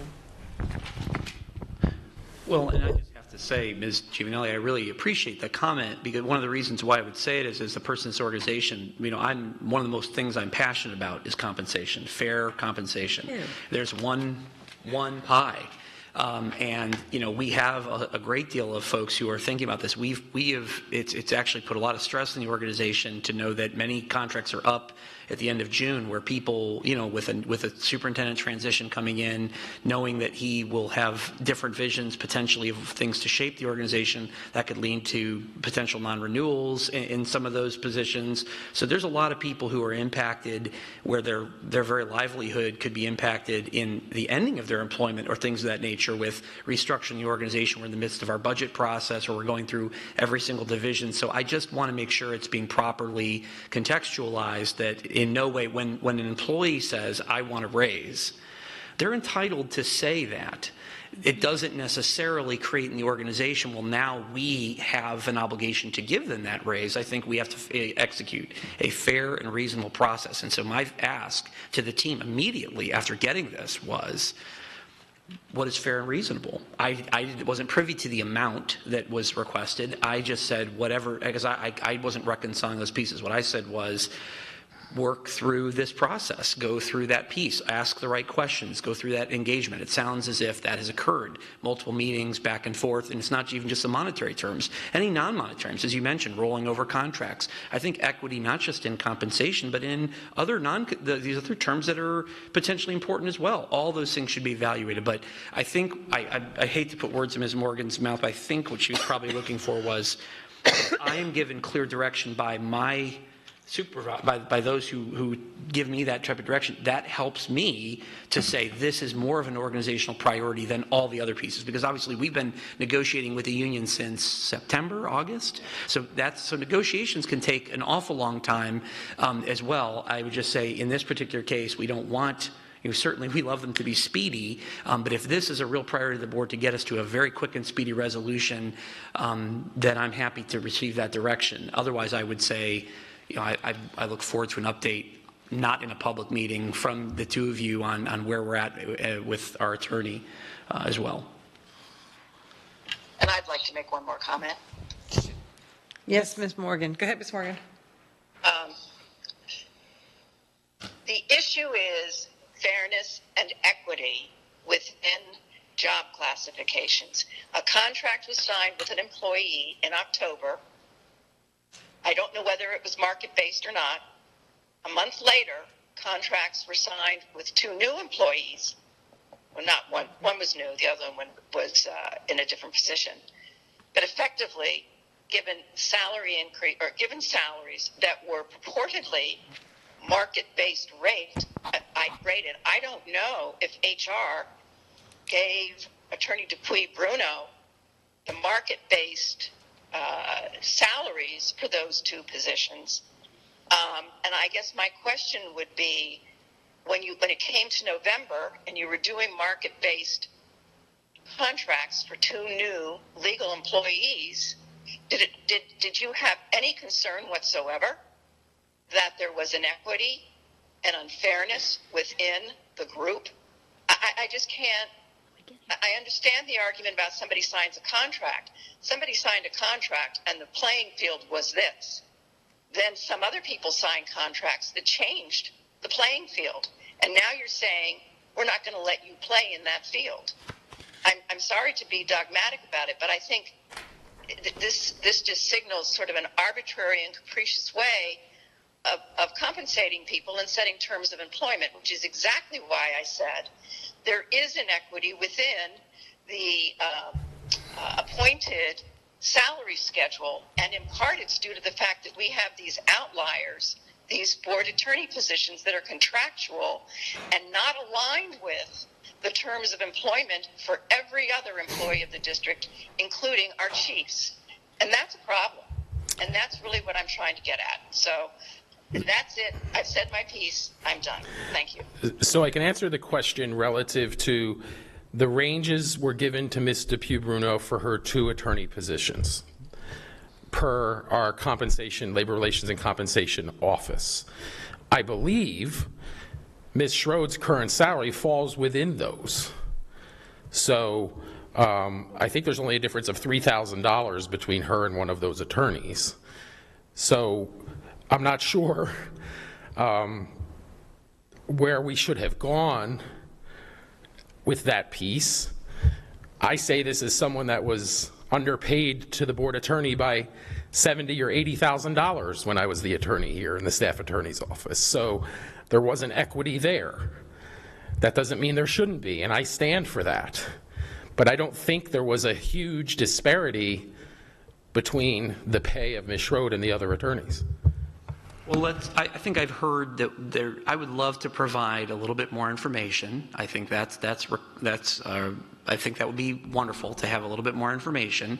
I would like a more thorough update, not in the public meeting, just so I can kind of hear the status of what those last engagements, what are some of the non-monetary term pieces, just so I can be more fully versed on where you're at with that. But I also just want to have those dollar values so that we can just kind of put this in the memo form, and then we can share that with the board, so at least there's more proper context of where is kind of our entire legal apparatus in terms of those salary ranges, maybe a little bit of background context on how those numbers were conveyed, so we aren't just speculating about it. But certainly what I've heard is there's an interest in this board of being fair and equitable, which of course is mine as well, and we will certainly look forward to putting more information in memo form on this very, very soon, and hopefully we can get to a resolution on this matter very soon.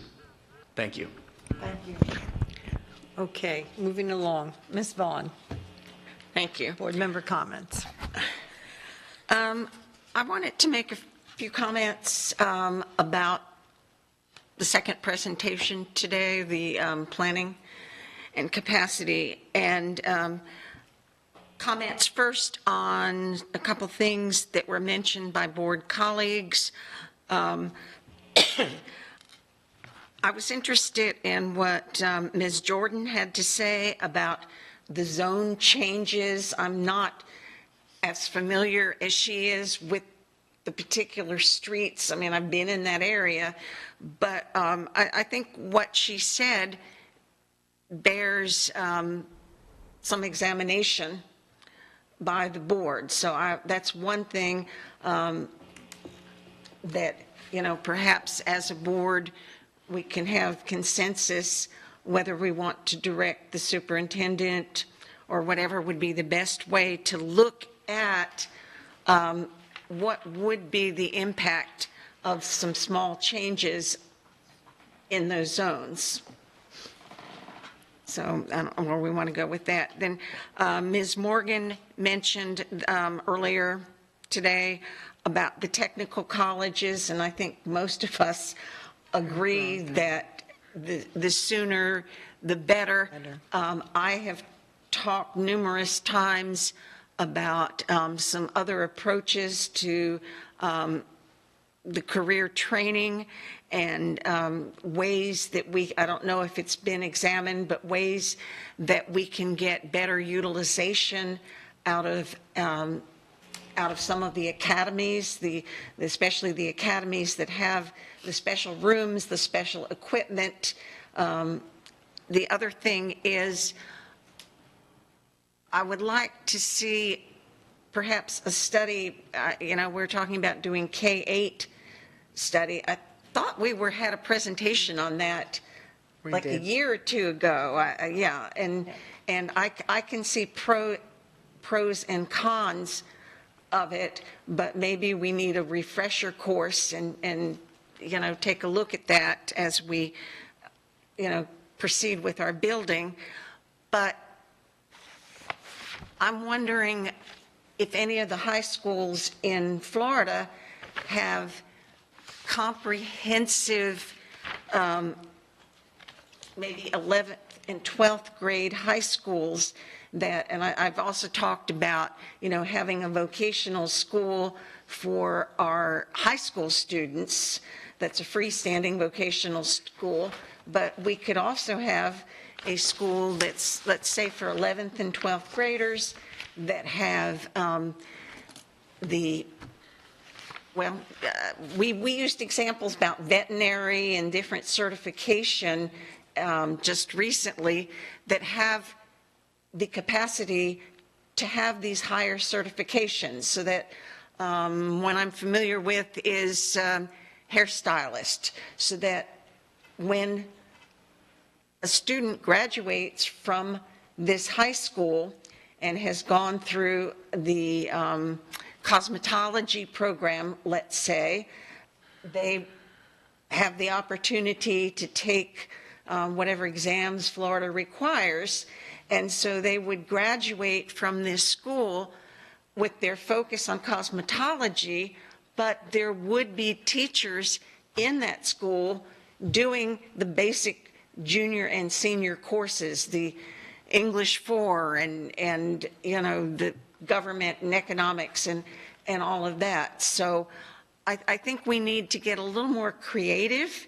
in what we do with these career academies, and a little bit more creative on vocational schools and the way that we formulate how the schools look. I think that would be also important.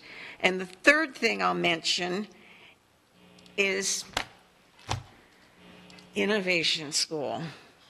This has been a source of frustration and discussion for years. It started down by Estero High School. It's changed. It's all of a sudden, and this started during the prior administration, of course. Well, here's a new place. We're going to put it here. And then the next thing I know, I'm hearing, well, there's a problem with the site. The site may not be big enough to put the number of seats that we need. And then today, I'm hearing, well, when we first started planning this at this site on Tree Line, or just off Tree Line, we were looking at it in a big circle, and it was proximity zone J. But, oh no, that's changed. Now we're saying it's a designated East Zone school, and yet, as I said, I live very close to this area. Where I live, just off Daniels, it's super close, and I don't really know of, I drove up and down that area quite a while ago, and I'm like, oh, look, here are all these gated communities. How do you get to Lehigh from here? You can't cut through the community. So that's, what are we going to do? Run buses 15, 20 miles to go around? And then when I asked, well, what is the capacity? What are we looking at? I believe, well, it might be 1,200 seats or 1,400, 1,600 seats. There's going to be, we have the architect coming, and, well, I don't know, it might be a 3-story school. I know it was a bit of exaggeration, a 6-story school, whatever. And then finally, well, the FGCU committee has been meeting. I'm sorry, I haven't had any updates on what the FGCU committee is saying. Maybe some of you have had the opportunity, but I surely would like to hear what they're saying, because don't you know that when this innovation school was relocated from the area next to Estero High School, that the other consideration was, well, it needs to be close to FGCU. It needs to be where the students and faculty can get there quite easily. And so, frankly, I feel like we've been jerked around on this. I love FGCU. I attended there. My daughter is a double graduate from, bachelor's and master's from there. I love FGCU, but I don't love them right now for this particular thing, because the other thing I've asked about over and over again is, show me the money. They're partners with us, but show me the money. They have opinions on where it goes. They have opinions on what it's going to look like. They're apparently going to weigh in from listening to this presentation today.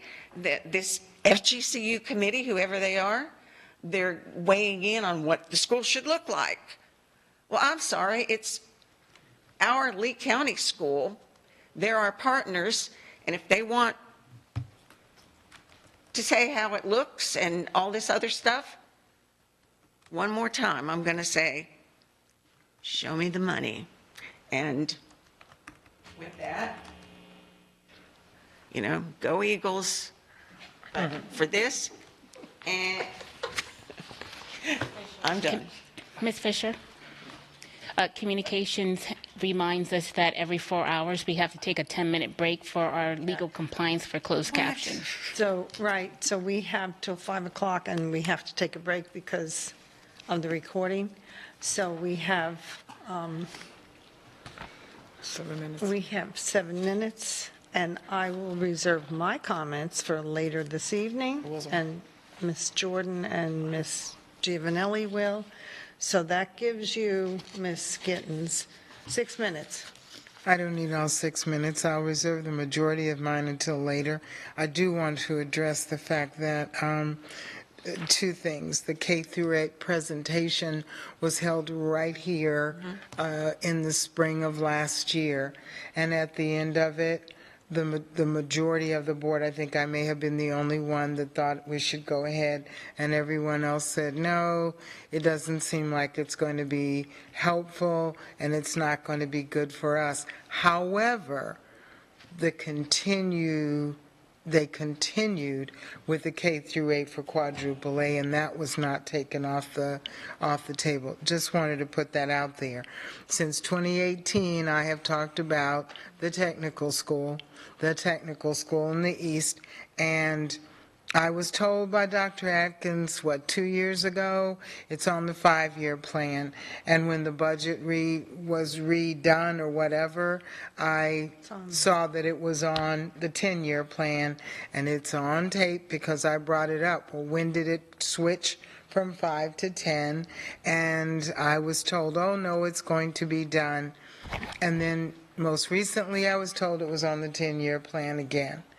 And the problems that we're in with the need for growth of schools and all that, we put ourselves in there, because it's not that the thoughts have not been brought up and been talked about, and I haven't been told over and over again to stay in my lane and stop asking those questions, but they are questions that we still are asking and we still have not answered. I will reserve the rest of my comments until this evening. Thank you. Thank you. Okay.